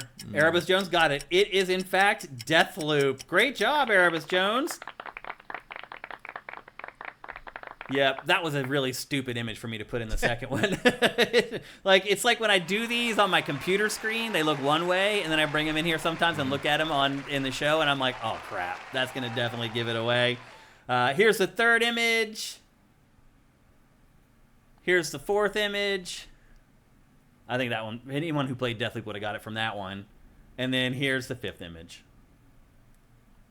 You never know what, I play that framed game where it's like pictures of a movie and you have to figure out what movie it is. Uh-huh. And you get, earlier you guess, the better. Mm-hmm. Usually the first one is like a weird establishing shot, or because they're usually in order in the movie. Yeah. It's like, okay, it's a picture of a plane landing. It's like, it could be any, Yeah. Here's an aerial shot of London. Guess what movie it is, Yeah. But this week they did one, and it was just Goldie Hawn with a giant hole through her midsection, and I'm just like, yeah, when death becomes her, what the hell else could that be? I've never seen it give it. It was almost like they did it backwards. Yeah. Have you seen those people on YouTube where you just send them a picture of where you're sitting and they can figure out where you are? Oh yeah, the geo. That's insane. Yeah, geolocation. That's insane. That blows my mind. Yep. I saw one the other day where the guy was sitting at dinner and he just took a picture of the table next to him and the guy got it. Mm-hmm. It's crazy. That blows my mind. Anyway, Erebus Jones, congratulations once again. You are a longtime supporter, a great supporter of SIFTD. It's always great to see people like you win. You obviously know how to get in touch with me. You and I talk on a pretty regular basis on the site. So send me a DM and I'll get you your code. And again, actually, the first thing you need to do is send me your Steam username so I can add you as a friend, and then I can give you the game. So anyway, congratulations, Erebus Jones, for winning Name That Game. And that's it for GameFace episode 406 here on Sifted Games at sifted.net. We'll be back next Tuesday, like every Tuesday at 1 p.m. Pacific, 4 p.m. Eastern at twitch.tv/siftedgames. Show up next time. Hopefully we'll have you guys in the show next week. We'll look into what's been going on here with the computer, and hopefully we can get it sorted out. Before we go, I do want to remind everybody, we are supported 100% at Patreon at patreon.com/sifted. That's SIFTD. For $4 a month, you get all our content early. You get this show 4 days early. You get Pack to Factor a week early. You get all our other content at least 3 days early. We make sure to give our patrons a ton of value. If you have no money, you can still help us out. If you are an Amazon Prime subscriber, help us out with Twitch Prime. If you're watching on YouTube, go down below. Please go down below if you're on YouTube, because obviously you're getting the show for free. If you could help us out by just spending 3 seconds to click on a link to give us $2.50, that would be awesome.